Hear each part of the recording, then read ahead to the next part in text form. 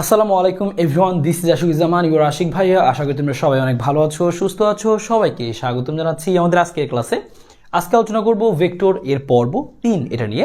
এবং আজকের পর্বটি কিন্তু খুবই গুরুত্বপূর্ণ, কারণ এই পর্ব থেকেই তোমার পরীক্ষায় প্রশ্ন আসার সম্ভাবনা সবচেয়ে বেশি, যে নদী নৌকা, আপেক্ষিক বেগ, লব্ধি, এই টাইপটা।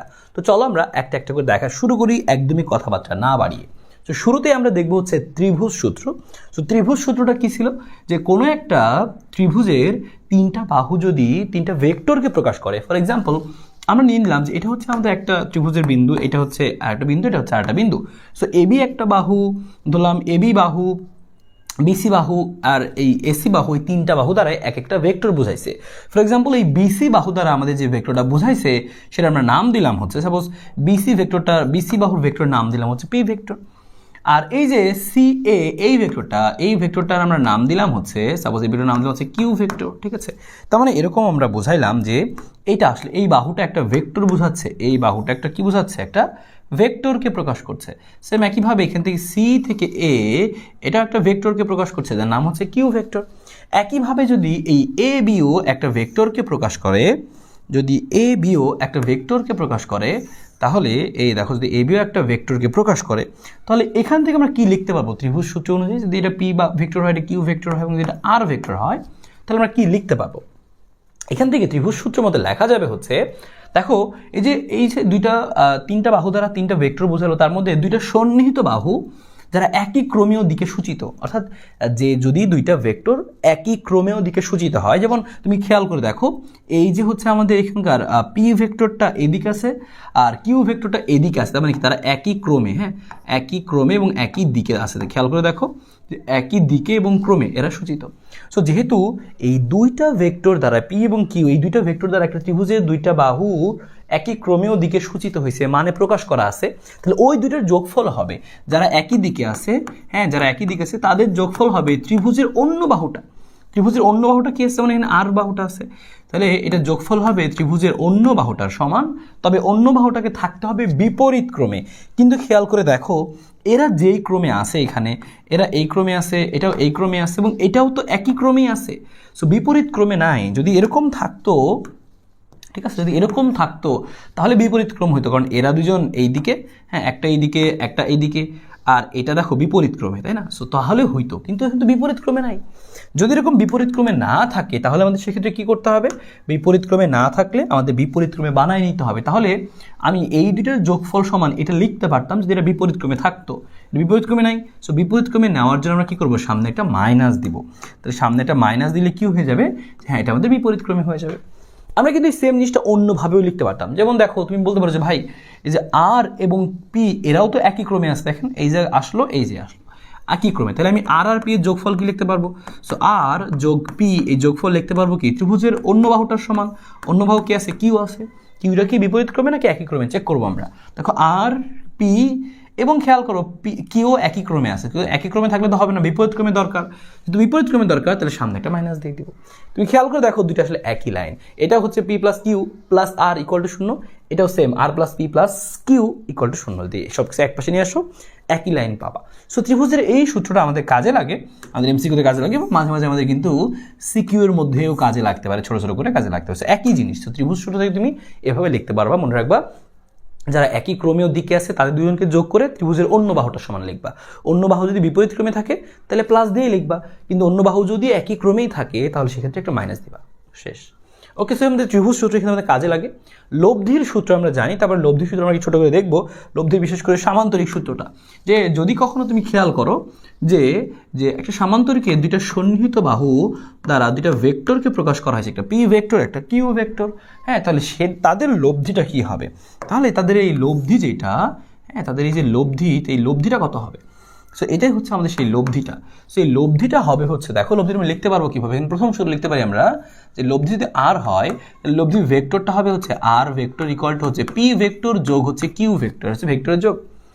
আর যদি আমি কিন্তু মান দিয়ে লিখতে চাই, এরকম যদি থাকে, তাহলে মান আবার কীভাবে লিখবো? এই ভেক্টরের লব্ধির মান কীভাবে লিখবো? যে রুট ওভার কি লিখবো আমরা ভাবে, যে পি স্কোয়ার আমরা জানি হয়ে লিখতে হয়, পি স্কোয়ার যোগ কিউ স্কোয়ার যোগ হচ্ছে 2p কিউ সাথে হচ্ছে কজ আলফা।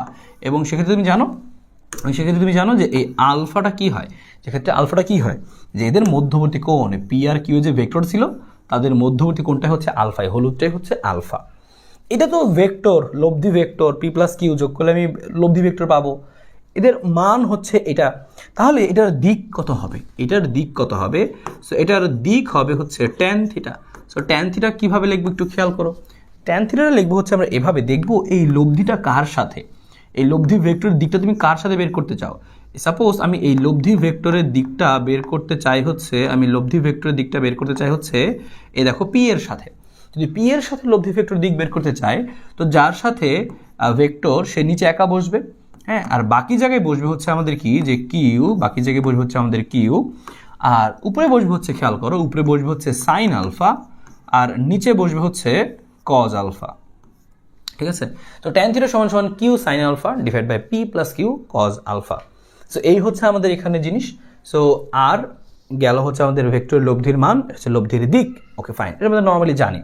সো এখান থেকে আমাদের বিশেষ কিছু কেস লিখতে পারি আমরা, যে আলফার মান 0 হলে কি হবে, সেক্ষেত্রে কি হবে, যে পি প্লাস কিউ হবে, বা মাইনাস হলে সেক্ষেত্রে কী হবে, পি 180 ডিগ্রি হলে কী হবে, সেক্ষেত্রে পি মাইনাস কী হবে। সো এগুলো আমরা স্পেশাল কেসগুলো জানি, আমরা এগুলো নিয়ে আলোচনা করবো না এখন, আমরা এমসিকিউতে সেগুলো দেখবো।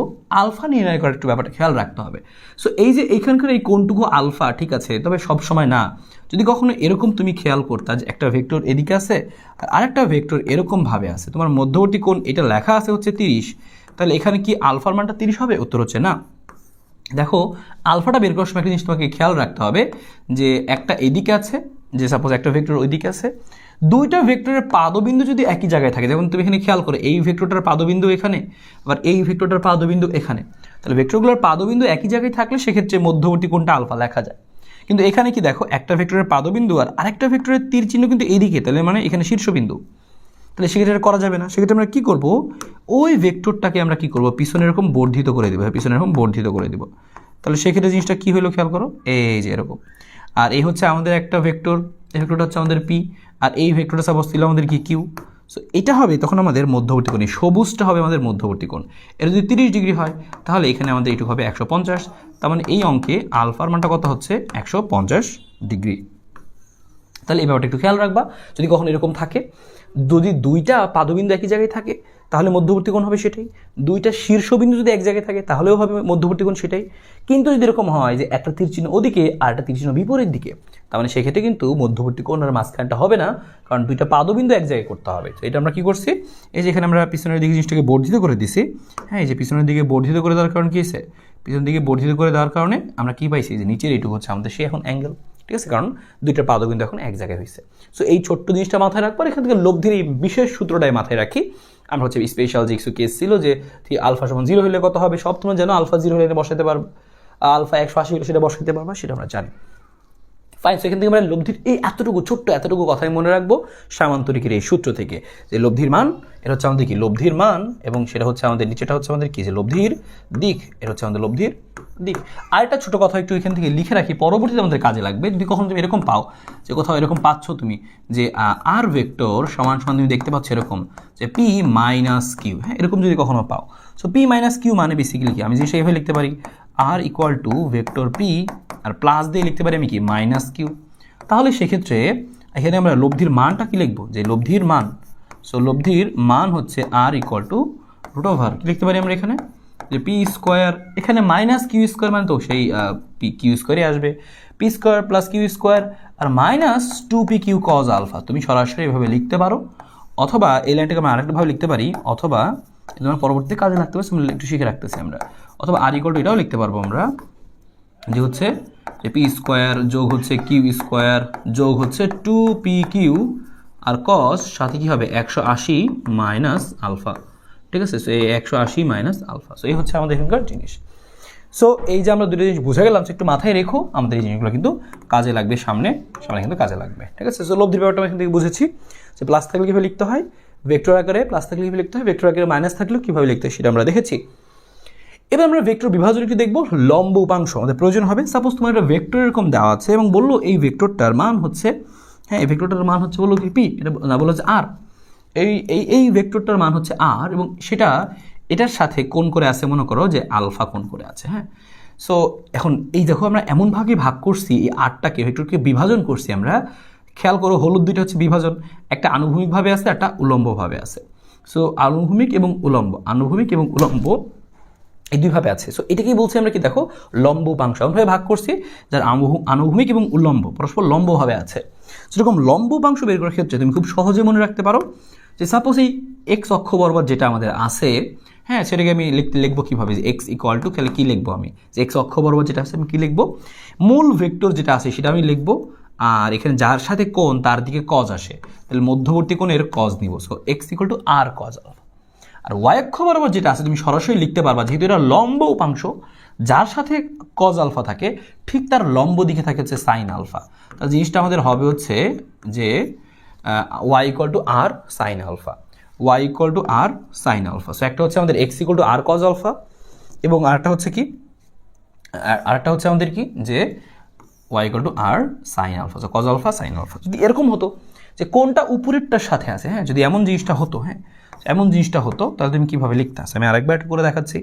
সো মনে করো জিনিস এভাবে আছে, এবার মনে করো এটাই হচ্ছে তোমার সেই আর, কিন্তু এই কোনটা আছে উপরেরটার সাথে, তো সেক্ষেত্রে তুমি মনে রাখবা যার সাথে কোন তার দিকে কজ হবে, সহজ কথা। তাহলে এই বরাবর ওয়াই সমান সমান কী হবে, আর কজ আলফা, তো তার সাথে কোন তার দিকে কজ আসবে, সহজ হিসাব।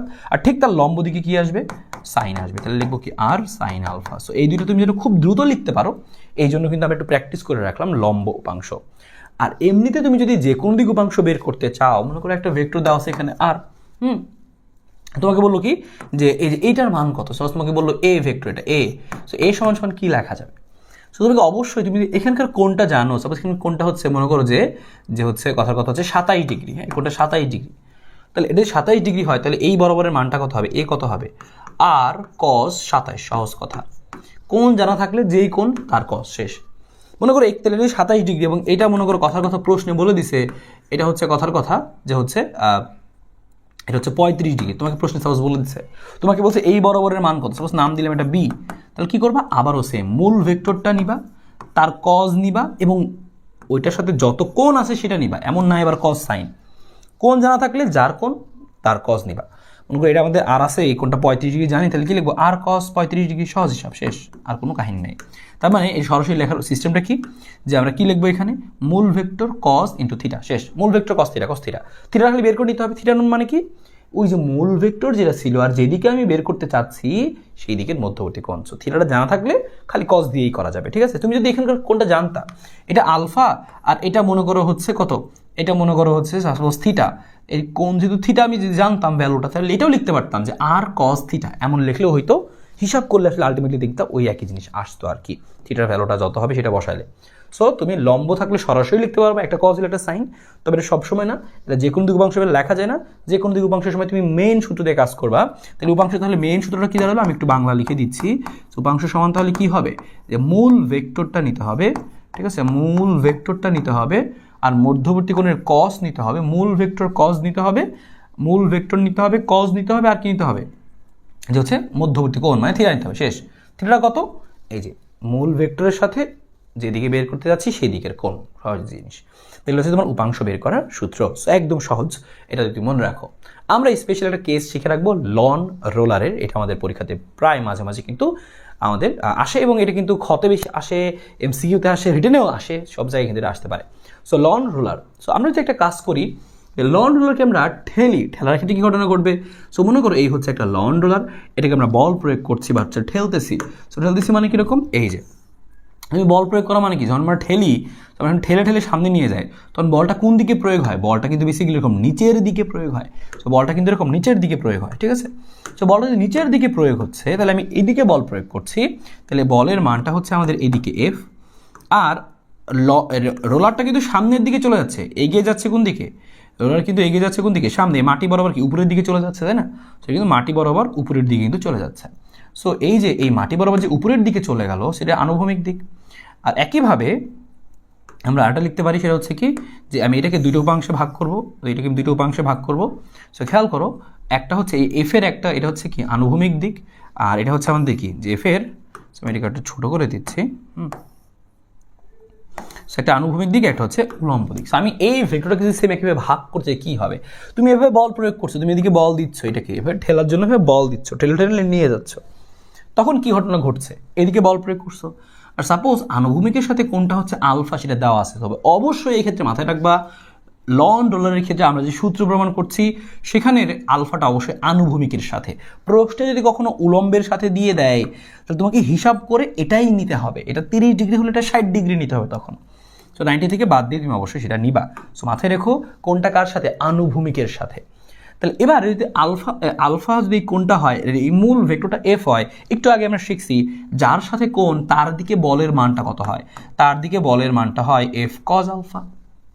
আর ঠিক তার লম্ব হবে কি হয়, ঠিক তার লম্ব হবে হয় হচ্ছে এফ সাইন আলফা।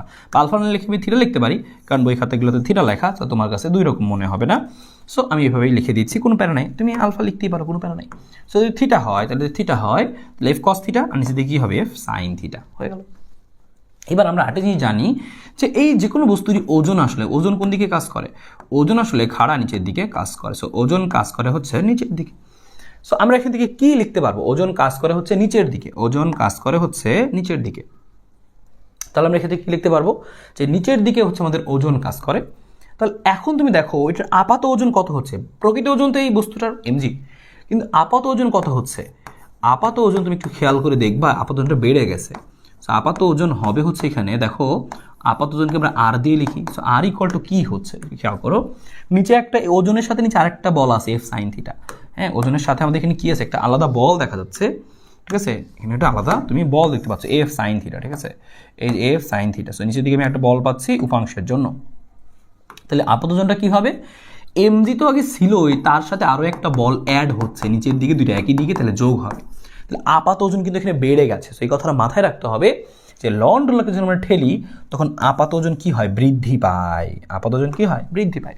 আর এখানে আমরা আরও দুটো পয়েন্ট মনে রাখবো, সেটা হচ্ছে যে সামনের দিকে অগ্রসর হয় কত বলের জন্য। তো সেটা তুমি মনে রাখবা যে সামনের দিকে অগ্রসর হয়, সামনের দিকে অগ্রসর হয় হচ্ছে কত বলের জন্য, লেখাই আছে দেখো এফ কস থিটা। সামনের দিকে অগ্রসর হয় হচ্ছে এফ কস থিটা এই বলের জন্য।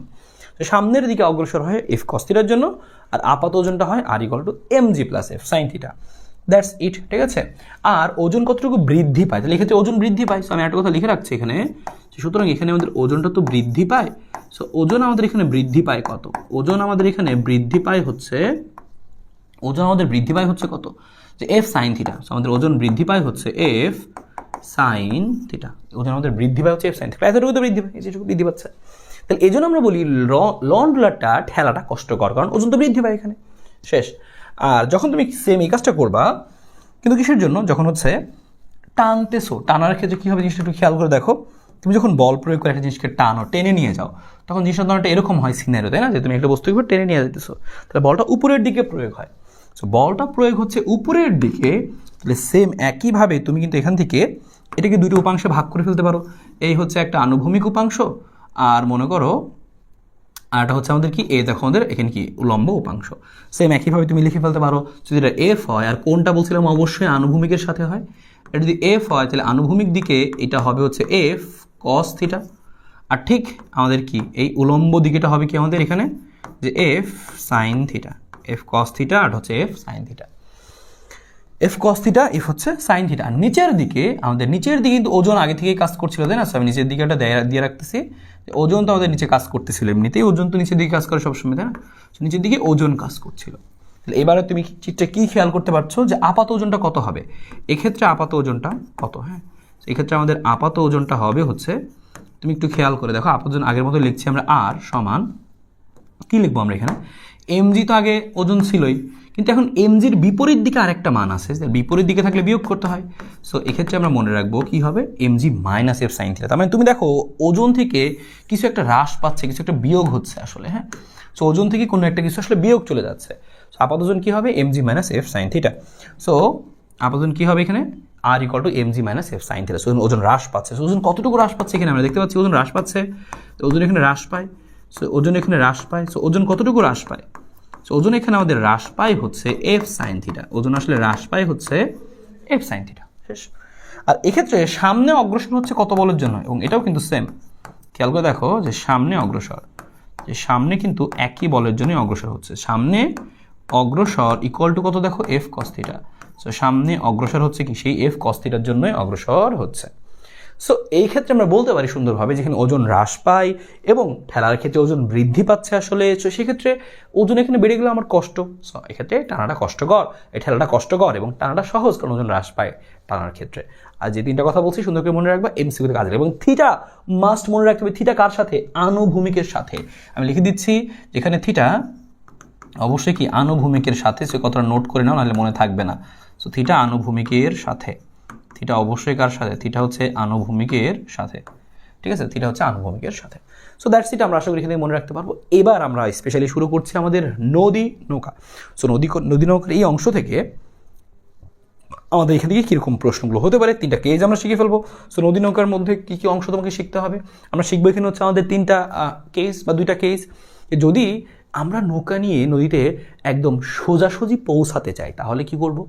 যদি আমি সোজাসুজি না পৌঁছে আমি দ্রুততম সময়ে অর্থাৎ হচ্ছে খুব কম সময়ে আমি ওই পারে যেতে চাই, সময় কম লাগুক, ন্যূনতম সময়ে পৌঁছাতে চাই, তাহলে কোন দিকে রওনা দিব? এই ধরনের জিনিসগুলো তোমার এক নম্বর শিখতে হবে।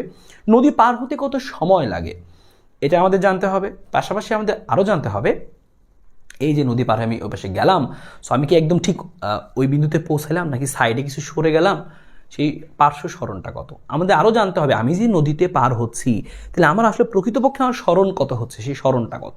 সো এরকম কয়েকটা জিনিস জানতে হবে। মেনলি তাহলে কি কত কোণে রওনা দিব সেই জিনিসটা আমাদের বিভিন্ন কেজে শিখতে হবে। কত কোণে রওনা দিতে হয়, কত সময় লাগে, নৌকা আসলেই কত বেগে ওই পাশে পৌঁছায়, লব্ধি বেগ কত, সরণ কত, পার্শ্ব সরণ কত, এরকম 3 থেকে 4-5টা জিনিস আমাদের শিখতে হবে। তাহলে তোমার এখান থেকে ঘটনা খুবই সহজ। সো নদী নৌকার এই জায়গা থেকে আমরা প্রথমে চলে যাচ্ছে হচ্ছে প্রথম টাইপে, স্রোতের বিপরীত দিকে রওনা। এখন তোমার মনে হবে স্রোতের বিপরীত দিকে রওনা, সো কখন আমি স্রোতের বিপরীত দিকে রওনা দিব? আমরা নদীটা নিয়ে ফেলি, সাপোজ এই হচ্ছে আমাদের নদীর একটা পাড় এবং এটা হচ্ছে নদীর আমাদের আরও একটা পাড়, ঠিক আছে। তোমার উদ্দেশ্য হচ্ছে যে এই জায়গা থেকে তুমি এই মাথা থেকে নদীটা পাহাড় হয়ে ঠিক ওই মাথায় যাইতে চাও। তোমার উদ্দেশ্য হচ্ছে কি এখানকার এ বিন্দু থেকে বিতে পৌঁছানো। তুমি যদি এ থেকে বিতে পৌঁছাতে চাও তো সেটাকে আমরা কি বলতে পারি? সেটাকে আমরা বলতে পারি সোজাসুজি পৌঁছাতে চাও। তুমি পৌঁছাতে চাও হচ্ছে একদম সোজাসুজি, হ্যাঁ, তুমি যাইতে চাও একদম সোজাসুজি, আমি এখানে থেকে এই বিন্দুতে আসতে চাই। তাহলে সেক্ষেত্রে তুমি যদি একদম সোজাসুজি রওনা দাও তাইলে আসলে হবে না। কেন হবে না ভাই? কারণ এই নদীতে আসলে স্রোত আছে, এই নদী আসলে স্রোত আছে।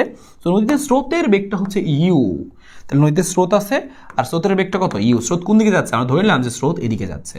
আর আমাদের অঙ্কটঙ্কের ক্ষেত্রে একটু ধরে নিতে হবে যে স্রোতের মান সব জায়গায় সেম, সো এটা নিয়ে কোনো আর্গু করা যাবে না। ধরলাম যে স্রোতের বেগ যা আছে ওই বরাবর সেটাই।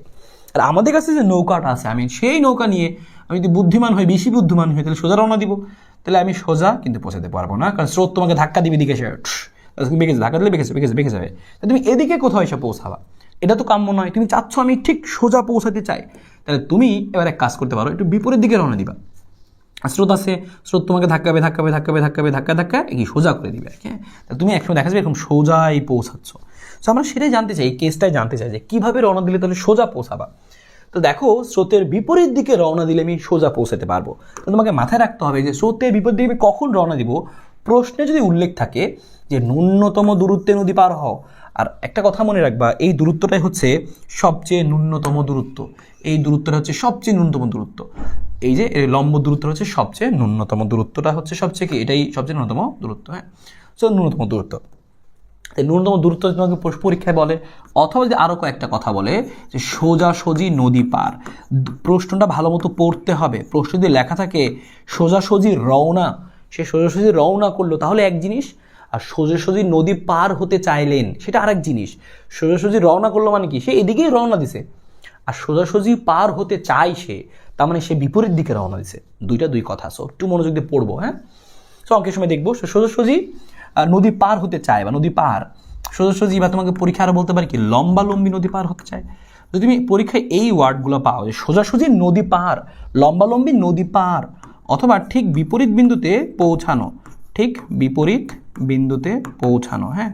বা যদি তোমাকে স্পেশালি বলে ন্যূনতম দূরত্বেই, দেখো এটা হচ্ছে মেন কথা যে নদী পার, আমি নদী পার হচ্ছি, রওনা কিন্তু দিচ্ছি না, নদী পার হচ্ছে, আমি ন্যূনতম দূরত্বে নদী পার হচ্ছি, তারপর হচ্ছে সোজাসুজি পার হচ্ছি, লম্বালম্বী পার হচ্ছি, বা ঠিক বিপরীত বিন্দুতে আমি নৌকা নিয়ে পার হতে চাই, তাহলে কি করব? স্রোতের বিপরীত দিকে রওনা দিব। এখন স্রোতের বিপরীত দিকে কত করে রওনা দিবা এটা আমরা আসলে এক্স্যাক্ট জানি না, আমাদের বের করতে হবে। সাপোজ তুমি কি করলা, এই যে এভাবে করে তুমি রওনা দিলা, আমি ধরলাম কি স্রোতের বিপরীত দিকে রওনা দিলা, এই যে এবং তুমি এটা লিখে নিবা যে এই কোণটা হচ্ছে কত আলফা, এই কোণটা হচ্ছে কত আলফা। স্রোতের সাথে এই যে স্রোত আমাদের এইদিকে আছে, সো স্রোতের সাথে আলফা কোণে তুমি রওনা দিবা, আর এই আলফার মানটা আমরা বের করবো হিসাব নিকাশ করে। তবে এক্ষেত্রে একটা জিনিস ফিক্সড, যেহেতু তুমি সোজাসুজি পৌঁছাইতে চাও, তাহলে এটা কি সারা জীবন এটাই থাকবে না? সারা জীবন কি এই মানটা কি 90 ডিগ্রি থাকবে না? সোজাসুজি পৌঁছাইছো মানে কি, এই যে এই বরাবর গেছো মানে কি, এই বরাবর গেছো মানে কি, তাহলে এটার সাথে 90 ডিগ্রি কোণ থাকবে। তার মানে এই কোণটা সবসময় 90 ডিগ্রি হবে। এখানকার আলফা তো আমি বুঝলাম, হ্যাঁ আমি একটু আলফাটা একটু উপরে উঠাই দিচ্ছি আমি একটু। সো আলফাটা আমি এখান থেকে বুঝলাম, কিন্তু ভিতরের এই জিনিসটা কী হবে? সো ভিতরের এই যে আলফা আমাদের এটা থাকলো, কিন্তু এই ভিতরের এই জিনিসটা আমাদের আসলে কী হবে? ভিতরের এই জিনিসটা হবে হচ্ছে আমাদের থিটা। আমি এটা কালার দিয়ে লিখতেছি, এই যেটা হচ্ছে থিটা, এটা হচ্ছে কি আমাদের থিটা, বা আমি এটাকে এটার ভিতরেই লিখে দিতে পারি, ঠিক আছে? তাহলে আমাদের সুবিধা হবে। এটাকে আমি আর একটু চাপাই দিচ্ছি, এই যে এর ভিতরে লিখলাম এটা হচ্ছে থিটা। হ্যাঁ থিটা, থিটা মানে কি, যে লব্ধি কোণ। আমি রওনা দিলাম এদিকে, এদিকে আমি ভি বেগ নিয়ে রওনা দিলাম, হ্যাঁ ভি বেগ নিয়ে রওনা দিলাম, স্রোত আমাকে এদিকে ধাক্কাচ্ছে, কিন্তু আমি আলটিমেটলি পৌঁছাবো কোন দিকে? এই যে এদিকে পৌঁছাবো, এটা হচ্ছে আমাদের সেই লব্ধি। সো লব্ধির দিক হচ্ছে থিটা। সো মনে রাখতে হবে, তুমি যদি স্রোতের বিপরীত দিকে রওনা দাও এবং দিয়ে এই যে এই কথাগুলো তোমাকে যে প্রশ্নে বলে, মেন কথা হচ্ছে এটা যে ন্যূনতম দূরত্বে নদী পার, সোজাসুজি লম্বালম্বী নদী পার, হ্যাঁ বিপরীত বিন্দুতে এরকম নদী পার, এই কথাগুলো যদি বলে তার মানে তোমাকে বুঝে নিতে হবে এই কথাগুলো বলা মানে হচ্ছে আমি নদী পার হয়েছি, তার মানে কি আমার থিটার মানটা 90 ডিগ্রি, এটা ফিক্সড এক নাম্বার জিনিস। এক নাম্বার জিনিস থিটা 90 ডিগ্রি। আর থিটা যদি 90 ডিগ্রি হয়, তো সেক্ষেত্রে আমরা আরেকটা কথা লিখতে পারবো এই এক নম্বর পয়েন্টের আন্ডারে, যে আলফা সমান সমান কী হবে, যে cos inverse minus U by V. এটা এমসিকিউর জন্য, সরাসরি করার জন্য, আমরা রিটেনের জন্য ভেঙে ভেঙে করবো। তাহলে তুমি এতটুকু কথা মনে রাখো, ন্যূনতম দূরত্ব নদী পার, সোজাসুজি লম্বালম্বী ঠিক বিপরীত নদী পার বললে কী করতে হয়, এই থিটার মানটা 90 ডিগ্রি নিতে হয়, লব্ধি কোণটা 90 ডিগ্রি নিতে হয়। একটা জিনিস গেল। এবং সেক্ষেত্রে 2 নম্বর আমরা আটে নিচ্ছি, সেটা হচ্ছে যে নদী পার হতে সময়, যে আমি যদি এভাবেই সাপোজ নদী পার হতে চাই, এই লম্বালম্বিভাবে নদী পার হয়ে পৌঁছিয়ে, নদী পার হতে কত সময় লাগবে? সো নদী পার হতে প্রয়োজনীয় সময়, সো সময়টাকে আমরা প্রকাশ করি হচ্ছে টি দিয়ে। তো সেক্ষেত্রে সূত্র হবে হচ্ছে T equal to D divided by V sine alpha. এটা জেনারেল সূত্র, সবার জন্য লেখা যায়।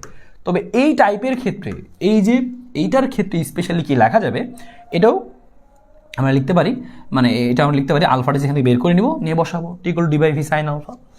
এবার এটা আমরা আরেকভাবে লিখতে পারি, সেটা হচ্ছে T equal to D divided by, হ্যাঁ রুট ওভার, এরকম লিখতে পারি যে V square minus U square.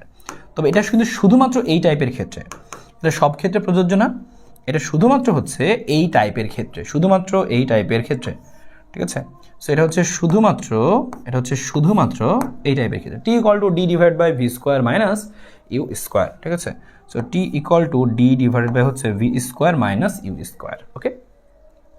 So এটা কিন্তু সবসময় লেখা যাবে না, লিখে দিচ্ছি শুধুমাত্র এই যে ন্যূনতম দূরত্বে নদী পার, সোজাসুজি লম্বালম্বী এই ক্ষেত্রে, হ্যাঁ শুধুমাত্র এই টাইপের ক্ষেত্রে সূত্রটা আমি লিখে দিচ্ছি। তাহলে প্রযোজ্য লিখে দিচ্ছি, কখন ইউজ করতে পারবা?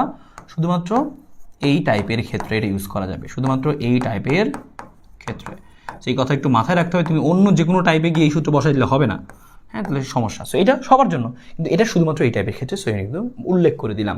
সো সময় তুমি বের করতে পারবা, আলফা তুমি বের করছো, আরও তোমার দরকার হচ্ছে লব্ধি বেগ, হ্যাঁ সো লব্ধি বেগ। সো সেটা আমরা লিখে ফেলে আসো, এখান থেকে আমাদের লব্ধি বেগ, এখান থেকে 3টা জিনিসই বেশি করে দরকার হয়। সো লব্ধি বেগটা কত হবে এখানে?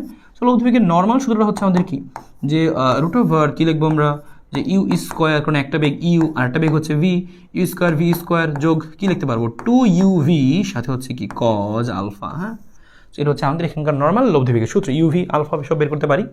আর এই টাইপের জন্য স্পেশালি হচ্ছে এটা হচ্ছে এই টাইপের জন্য শুধুমাত্র, সো আমি লিখতে পারবো এই যে নিচের টুকু হচ্ছে সেই লব্ধি বেগ। সো কী লিখতে পারবো আমরা এখান থেকে, এটা বক্স করে নিই, এটা বক্স করে নিচ্ছি, শুধুমাত্র এই টাইপের জন্য এটা প্রযোজ্য। সো আমি লিখে নিচ্ছি যে আর ইকুয়াল টু তাহলে কী হবে, যে root over V square minus হচ্ছে কি U square. So R equal to root over V square minus U square, হ্যাঁ R equal to root over V square minus U square. So এই হচ্ছে আমাদের গেল লব্ধি বেগ আর ইকুয়াল টু এত। তো 3টা জিনিস, যে কত কোণে আমরা নদী পার হব, পাড়ি দিব, আলফা বের করতে হয়, থিটা লিখে থিটা 90 মুখস্থ ধরে আমি এটা বের করে ফেলতে পারবো। এটা আমরা রিটেনে আসলে কীভাবে করবো সেটা দেখাচ্ছি। নদী পার হতে সময়, নদী পার হতে সময় হচ্ছে আমাদের টি, এটা হচ্ছে সবসময় লেখা যায়, এই সাদাগুলো সবসময় লেখা যায়, এই সাদাটা সবসময় লেখা যায়। আর এই যে এটাও আমাদের এই নিচেরটাও R equal to root over V square minus U square, এটা কিন্তু সবসময় প্রযোজ্য না, শুধুমাত্র এই টাইপের ক্ষেত্রে বক্স করে দিচ্ছি, খেয়াল করছো তুমি, এটা শুধুমাত্র এই টাইপের ক্ষেত্রে প্রযোজ্য। হ্যাঁ, শুধুমাত্র এই টাইপের ক্ষেত্রে প্রযোজ্য। সো এটা হচ্ছে শুধুমাত্র নিচের, এটা শুধুমাত্র এই টাইপের ক্ষেত্রে প্রযোজ্য। সেটাকে আমি এই কালারই করে দিই, তাহলে ভালো হবে আর কি। সো এটা শুধুমাত্র আমাদের এই টাইপের ক্ষেত্রে প্রযোজ্য, ঠিক আছে।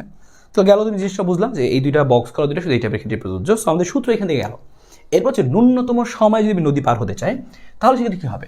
সো মনে রাখবা, ন্যূনতম সময় নদী পারের ক্ষেত্রে এখানে আসলে একই ঘটনা, যে তোমাকে আসলে কী করতে হবে এখানে, যে সরাসরি এখানে ন্যূনতম সময় নদী পার মানে কি, এখানে আলফার মানটাই 90 হবে, তোমাকে সরাসরি 90 ডিগ্রি কোণেই আসলে কী করতে হবে, নদীটা পাড়ি দিতে হবে। এখানে তুমি যে নদীটা তোমার ছিল, এবং এই হচ্ছে তোমার নদীর এক পার থেকে তুমি আরেক পারে যাচ্ছ, তাই তোমাকে এখানে রওনা দিতে হবে একদম সোজা, তুমি রওনাই দিবা সোজা। তোমার এখানকার এই আলফাটাই হবে হচ্ছে, হ্যাঁ, তোমার এই আলফাটাই হবে হচ্ছে কত আমাদের, সেই আলফাটাই হবে হচ্ছে আমাদের 90 ডিগ্রি। সো আলফাটাই হবে হচ্ছে 90 ডিগ্রি। সো আলফাটাই হবে হচ্ছে আমাদের 90 ডিগ্রি। আমি রওনাই দিব সোজা, এবং রওনা দিয়ে সোজা দিই, সে বুঝতেই পারছো আমি এদিকে পৌঁছাতে পারবো না, ধাক্কা টাক্কা খেয়ে আমি এদিকে কোথাও চলে আসবো। হ্যাঁ, এটা আমাদের আর হবে।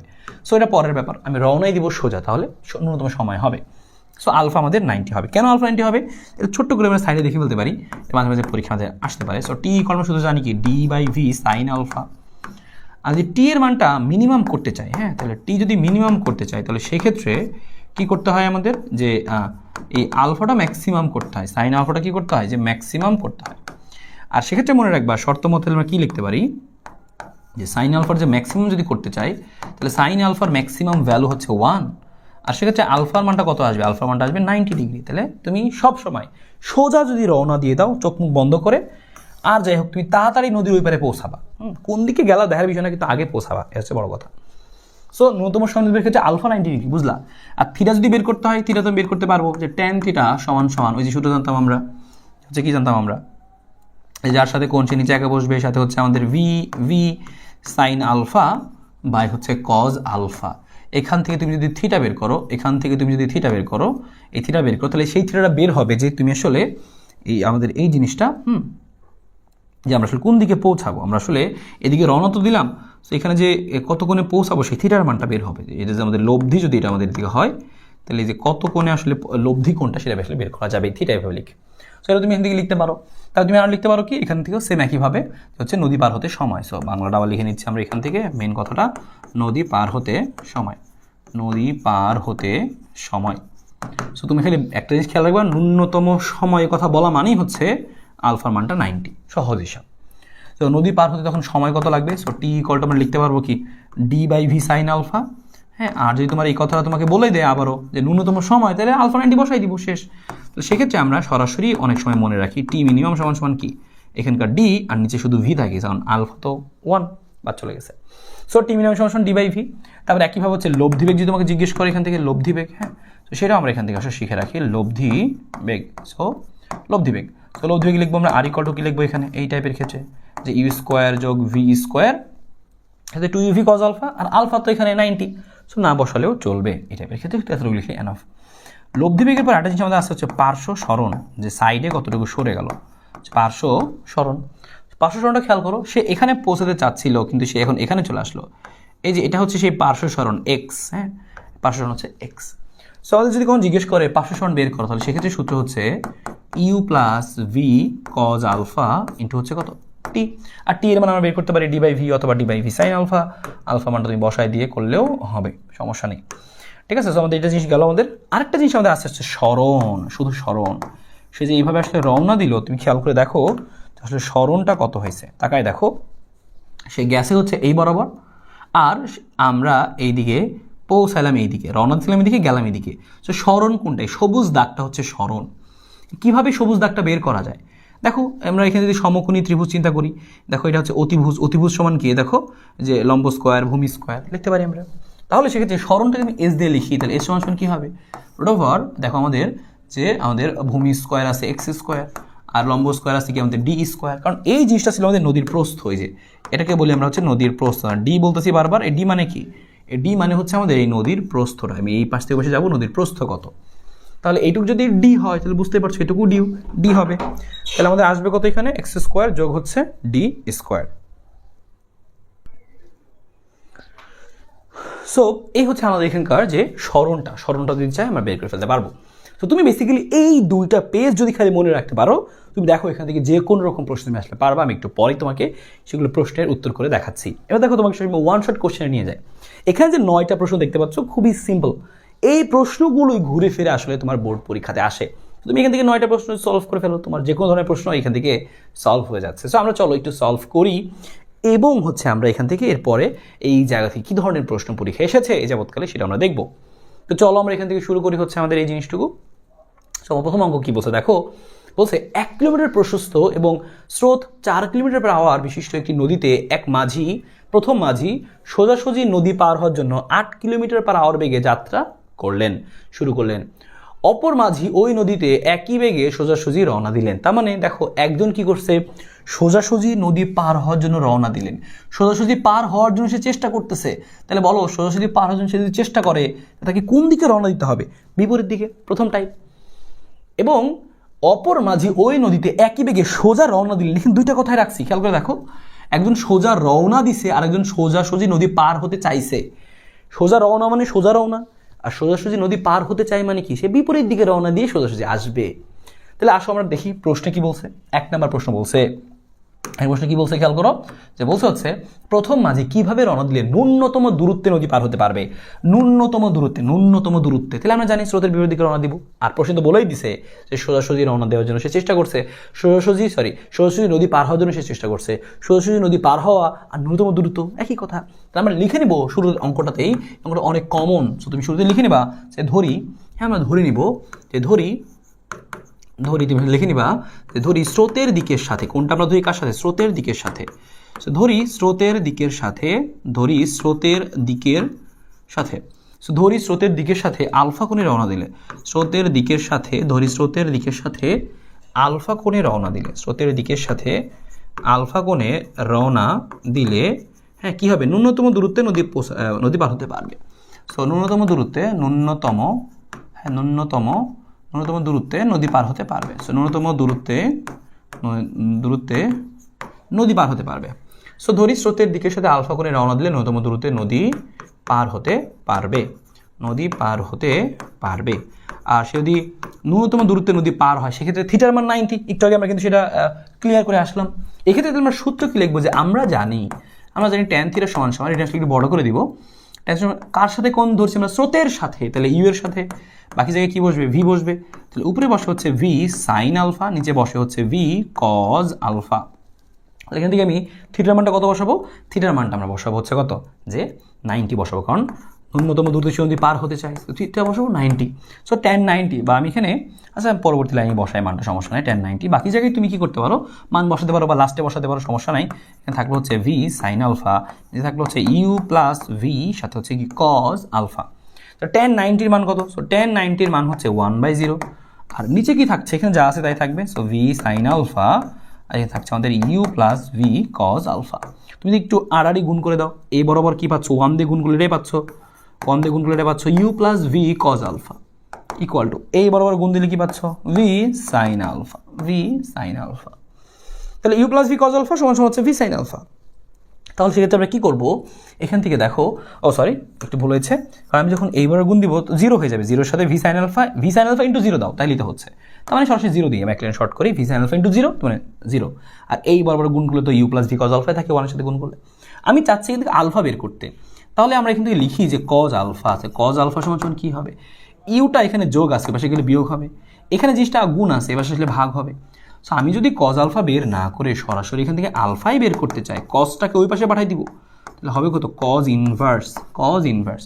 তাহলে এখান থেকে তুমি যদি এখানে মানটা বসাই দাও, সুতরাং আলফা সমান হবে হচ্ছে কজ ইনভার্স মাইনাস ইউ এর মান কত? একটু খেয়াল করো, প্রশ্নের মধ্যে এখানে বলা ছিল, খেয়াল করে দেখো যে প্রশ্নে বলা ছিল যে ইউভি কত, স্রোতের বেগ কত? বলছিল স্রোত 4 কিলোমিটার পার আওয়ারে এবং সে গেছে 8 কিলোমিটার পার আওয়ারে, প্রথম মাঝি 4/8। তাহলে বসাবো 4/8। সো যখন এই তুমি ক্যালকুলেটারে বসাই দিবা, তুমি দেখবা এখানে এত, আমি মুছে দিচ্ছি, লিখে দিচ্ছি এত, বা alpha equal to 120 degree. So তুমি দেখবে একটা কোণ আসবে, সেটাই তোমার হচ্ছে উত্তর হবে শেষ। ঠিক আছে? সো এটাই তোমার হচ্ছে এখান থেকে উত্তর, অ্যান্সার। ঠিক আছে? So 120 degree. সো এভাবে তুমি কিন্তু চাইলে করে ফেলতে পারবা এই অঙ্কগুলো পরীক্ষা যদি আসে। তো দেখো আমি একদম সুন্দর কিন্তু বলে দিলাম সবচেয়ে মোস্ট কমন অঙ্ক, এগুলো হচ্ছে সবচেয়ে কমন অঙ্ক যেগুলো পরীক্ষাতে সাধারণত এখান থেকে আসে। সো এখান থেকে তোমার আসলে না পারার কোনো কিছু নাই। আমি একদম সুন্দর করে বেসিক থেকে এবার বলে দিলাম যে কীভাবে তুমি লিখবা, ঠিক আছে। সো কীভাবে তুমি লিখতে পারো সেটা কিন্তু আমি একটু বলে রাখলাম এখানে। সো এখান থেকে তুমি আলটিমেটলি এই দেখো আলফার মানটা 120 ডিগ্রি পেয়ে গেলাম। সো আমি এখানেই লিখে রাখি, ঠিক আছে। এটা হচ্ছে আমাদের এখানকার উত্তর, ঠিক আছে, সেটা হচ্ছে আমাদের এখানকার উত্তর। সো আলফা সমান মানটা কত হচ্ছে 120 ডিগ্রি। সো এই হচ্ছে আমাদের আলফার মানটা কত 120 ডিগ্রি। সো আশা করি বুঝতে পেরেছি কীভাবে তাহলে থেকে রওনা দেবে। 100 স্রোতের দিকের সাথে 120 ডিগ্রি থেকে রওনা দিলে সে ন্যূনতম দূরত্বে নদী পার হতে পারবে। খুবই সিম্পল। এই প্রথম ক্ষেত্রে নদী পার হতে কত সময় লাগবে, তা তুমি মাত্রই দেখলা যে 1 নং হতে পায়, বা তুমি এটা হয়তো বা গ নং হতে পাবা। সো 1 নং হতে তুমি যেটা পাচ্ছ 1 নং হতে পাই, বা তোমার যদি পরীক্ষাতে কখনো তুমি দেখো যে খালি বলছে নৌকার লব্ধিবেগ কত। সো প্রথম ক্ষেত্রে নদী পার হতে কত সময় লাগবে, তুমি দুইভাবে করতে পারো। তোমাকে একটা ডাইরেক্ট শিখেছিলাম না যে তুমি কি করতে পারো, যে সরাসরি প্রথম ক্ষেত্রে, যেহেতু প্রথম ক্ষেত্রটা কি যে ন্যূনতম দূরত্বে নদী পার, আমি কিন্তু তোমাকে শিখেছিলাম যে তুমি কিন্তু সরাসরি ক্ষেত্রে এই সূত্রটি ইউজ করতে পারো যে টি সমান D divided by √v² - u²। Direct use করা যাবে, কারণ এটা তো সেই প্রথম ক্ষেত্রটা, স্পেশালি এই ক্ষেত্রটার জন্য ইউজ করা যায়। তাহলে তোমার কষ্ট কম হবে। হ্যাঁ, তাহলে তুমি লিখবা কি টি = এরকম লিখবা, ডি এর মান কত 1 কিলোমিটার, 1 কিলোমিটার বসাইলা, আর ভি এর মানটা কত 8² আর ইউ এর মানটা কত 4²। সব কিছুই কিলোমিটার পার আওয়ারে, কোনো সমস্যা নেই, বসাই দিছি। তাহলে এখানে উত্তর কত আসবে, এখানে তুমি যে মানটা আসবে সেটা আসবে কি সামথিং আওয়ার। তুমি এভাবে করতে পারো, অথবা তুমি এটা যদি না করতে চাও যে ভাই আমি এটা করতে চাচ্ছি না, আমি যে সূত্র শিখছিলাম নর্মাল, হ্যাঁ, অথবা আমি এভাবে, এটি কিন্তু উত্তর আর কি। হ্যাঁ, সে তুমি করতে পারো, অথবা তুমি এভাবেও করতে পারো। আমরা শুধু জানতাম কি যে টি = d/v sin আলফা, মান বসাই দাও। ডি এর মান কত সেই 1 কিলোমিটার বসাই দাও, 1 কিলোমিটার বসাই দিলা। ভি এর মান কত 8 বসাই দিলা। সাইন আলফা মান কত গ নাম্বার পাইছো 120, তাও তুমি দেখবা এখানে সেই একই মানই আসবে, ঠিক আছে। তো তুমি দুইভাবে করতে পারো, এটা হচ্ছে অথবা আর কি। হ্যাঁ, এটা হচ্ছে অথবা। সো তুমি এভাবেও করতে পারো, অথবা এভাবেও কিন্তু করতে পারো, দুইভাবেই করা যাবে, ঠিক আছে। এটা কিন্তু শুধুমাত্র এই টাইপের জন্য, এটা সব ক্ষেত্রেই শুধু লেখা যায়, ঠিক আছে। আমরা 2 নাম্বারটা এখানে বুঝলাম। 3 নম্বর প্রথম ক্ষেত্রে লব্ধিবেগ কত, আমি কিন্তু দেখেছিলাম যে ভাই তুমি কি করতে পারো, স্পেশালি তুমি লিখতে পারো প্রথম ক্ষেত্রে লব্ধিবেগ r = √v² - u²। এটা শুধু প্রথম ক্ষেত্রে শুধু লেখা যায়। আর এখানে আমাদের r এর মান কত √8² - কত, যে হচ্ছে আমাদের 4²। সো এই ক্ষেত্রে আমাদের সরাসরি বের করা যাবে। সো এখানে আমাদের r এর মানটা আসবে হচ্ছে এই হচ্ছে সামথিং কিছু একটা একক, কি হবে কিলোমিটার পার আওয়ার, এটা আমাদের উত্তর হবে। সো এর মধ্যে ডান। অথবা তুমি যদি মনে করো যে না আমি এভাবে করবো না, আমি হচ্ছে অন্য সূত্রটি করবো, অথবা লিখে দিচ্ছি। অথবা মানে কি পরীক্ষা এটা করবো না, হয় এটা করবা, যেহেতু তোমার ভালো লাগে। তো তুমি আরেক ডাইরেক্ট সূত্র শিখছিলে, r = কি লেখা যাবে, যে u² যোগ হচ্ছে v² যোগ হচ্ছে 2uv সাথে হচ্ছে cos আলফা। হ্যাঁ, দুইভাবে স্বীকার করেন, কোনো গাইডে তুমি দেখছো এভাবে করছে, কোনোটা এভাবে করছে, তুমি বুঝতেছো না কোনটা কেন করছে, দুইটাই করা যায় আসলে। হ্যাঁ, সো এখানে তুমি r এর মানটা বসাই দাও, বাকি সব কিছু বসাই দাও। তাহলে লেখা আছে আমাদের এখানে u এর মান হচ্ছে 4, v এর মান হচ্ছে 8, সো 2 4 8 সাথে হচ্ছে cos alpha. So cos alpha মান কত, ওই যে 120 ডিগ্রি। সো আলফা মান যদি বের করা না থাকে তুমি আগে বের করে নিবা, তারপর বসাবা, এইটুক তো বুঝি অ্যাটলিস্ট, তাই না। সো সেখান থেকে তুমি দেখবা আর এর একটা সেম একটা মান চলে আসবে, এত কিলোমিটার পার আওয়ার হয়ে গেল। So that's it. আশা করি ফার্স্ট তুমি অবশ্যই করতে পারবা। বলছে দ্বিতীয় ক্ষেত্রে কত সময় লাগবে। সো দ্বিতীয় ক্ষেত্রে সে কী করছিল অবশ্যই খেয়াল করে দেখতে হবে। দ্বিতীয় ক্ষেত্রে সে কী করছে, অতঃপর সে সোজাসুজি রওনা দিল। সোজাসুজি রওনা দেওয়া মানে কি 90 ডিগ্রিতে রওনা দেওয়া। হ্যাঁ, সোজাসুজি রওনা মানে 90 ডিগ্রি রওনা। সো দ্বিতীয় ক্ষেত্রে সে কী করছে, টাইম লাগবে, টাইম বের করতে বলছে টি = d/v sin আলফা। আলফা মান কত 90 ডিগ্রি, কারণ সে সোজাসুজি রওনা দিছে। তাহলে টি এর মানটা বের হয়ে গেল, এই যে ডি এর মানটা হচ্ছে 1 আর ভি এর মানটা হচ্ছে 8 আর sin 90 তো 1, তাহলে এটাই উত্তর, এত আওয়ার হয়ে গেল। পরেরটা কি বলছে খেয়াল করো, 5 নম্বরে দ্বিতীয় ক্ষেত্রে লব্ধিবেগ কত। দ্বিতীয় ক্ষেত্রে লব্ধিবেগ এখানেই বের করতে পারি। দ্বিতীয় ক্ষেত্রে লব্ধিবেগ, যে দ্বিতীয় ক্ষেত্রে লব্ধিবেগ r = তাহলে কি লিখবো আমরা, তাহলে দ্বিতীয় ক্ষেত্রে লব্ধিবেগ শিখছিলাম u² v² 2uv cos alpha. Alpha তো 90 দ্বিতীয় ক্ষেত্রে, তো আমি এখানে শুধু এতটুকুই লিখতে পারি, তাতে আমার চলবে। সো আমাদের মানটা কত 4² যোগ হচ্ছে 8²। সেগুলো হচ্ছে একদম বেসিক অঙ্কগুলো, যেগুলো করলে তুমি আসলে অন্য সমস্ত অঙ্কেই তুমি দেখবা যে পাকাপোক্ত হচ্ছে, বের করতে পারছো। 5 নম্বর আমাদের এখানে। 6 নম্বরটা তুমি খেয়াল করে দেখো কি বলছে, দ্বিতীয় ক্ষেত্রে পাড় বরাবর অতিক্রান্ত দূরত্ব কত হবে। পাড় বরাবর কিন্তু তোমার কি পার্শ্ব সরণ।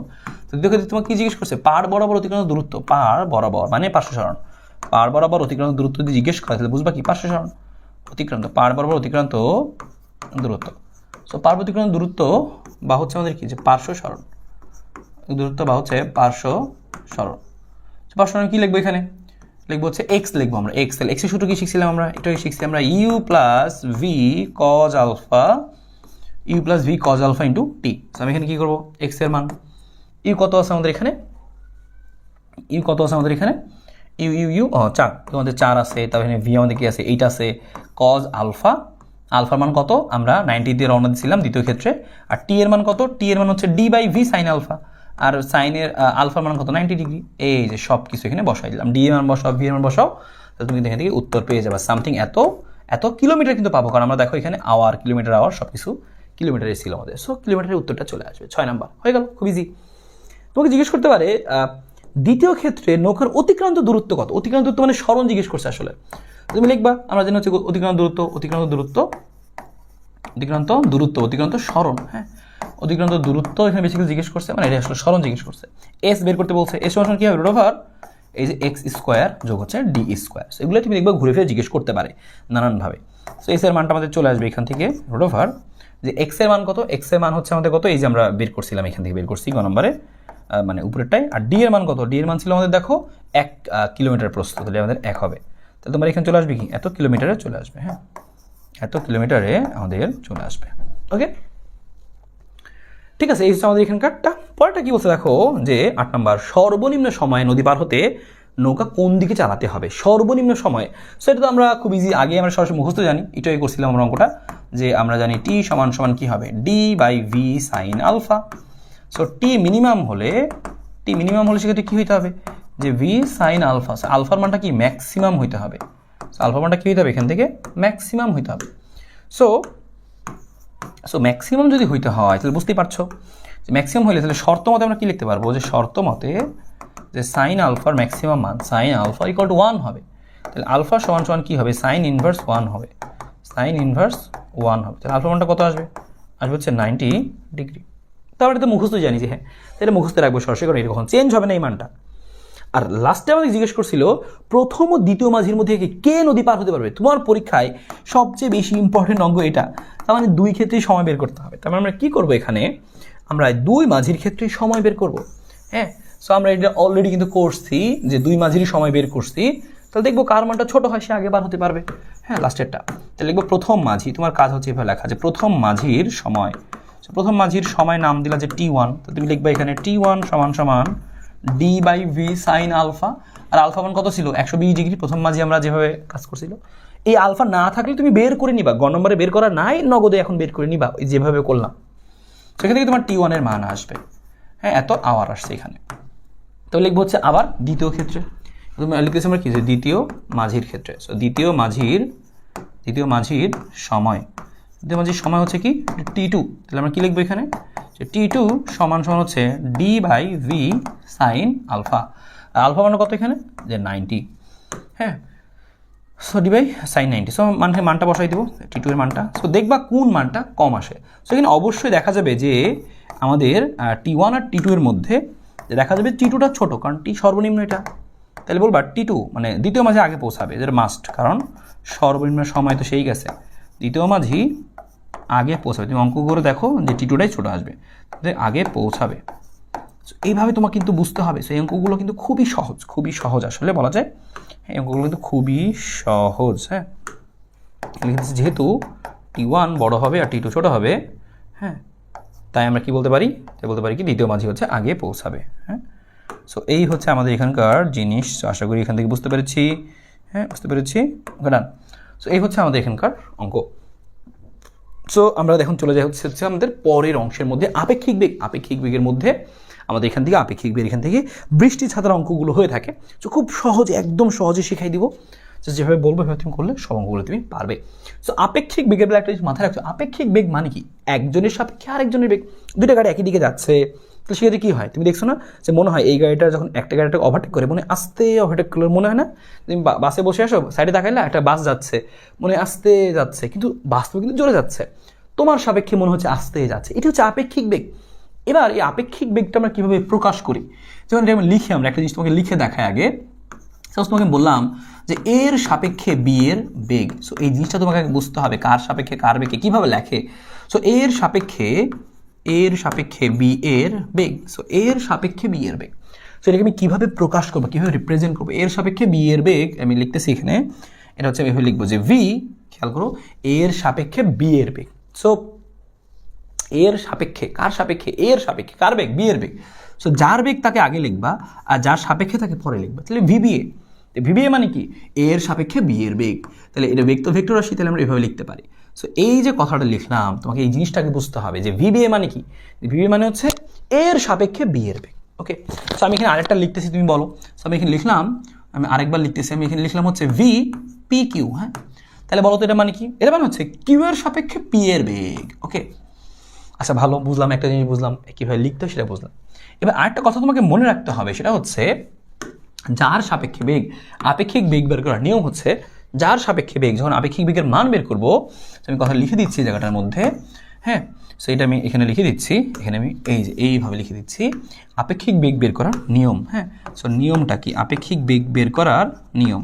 সো নিয়ম হচ্ছে যার সাপেক্ষে বেগ, যার সাপেক্ষে বেগ, যার সাপেক্ষে বেগ, যার সাপেক্ষে বেগ, হ্যাঁ, তাকে উল্টিয়ে মাইনাস করে অন্য রাশিতে যোগ করবো। হ্যাঁ, তাকে বিয়োগ করে দিব, সহজ কথা, বিয়োগ করে দিব। যার সাপেক্ষে বেগ তাকে বিয়োগ করে দিব, যার সাপেক্ষে বেগ তাকে বিয়োগ করবো। তাহলে এটা হচ্ছে তোমার নিয়ম, যার সাপেক্ষে বেগ তাকে মাইনাস করতে হয়, যার সাপেক্ষে বেগ। ঠিক আছে, যার সাপেক্ষে বেগ তাকে মাইনাস করবো, বুঝলাম। এবার দেখি আমরা যে ভিপি কিউ, তাহলে এটা আমরা একটু আগে পরিচয় শিখছি। ভিপি কিউ মানে কি, কার সাপেক্ষে কার বেগ, কিউ এর সাপেক্ষে পি এর বেগ, তার মানে কি লাস্টে যা থাকে তার সাপেক্ষে। আর যার সাপেক্ষে বেগ তাকে যদি বিয়োগ করতে হয়, তাহলে জিনিসটা হচ্ছে এরকম দাঁড়াবে যে ভিপি, দেখো তুমি আগে লিখে নিলা যে ভিপি, এখানে লিখলে তুমি হচ্ছে ভি কিউ, দুইটা বেগ। হ্যাঁ, এই ভিপি মানে পি এর বেগ আর কিউ মানে কিউ এর বেগ, ভি কিউ মানে কিউ এর বেগ।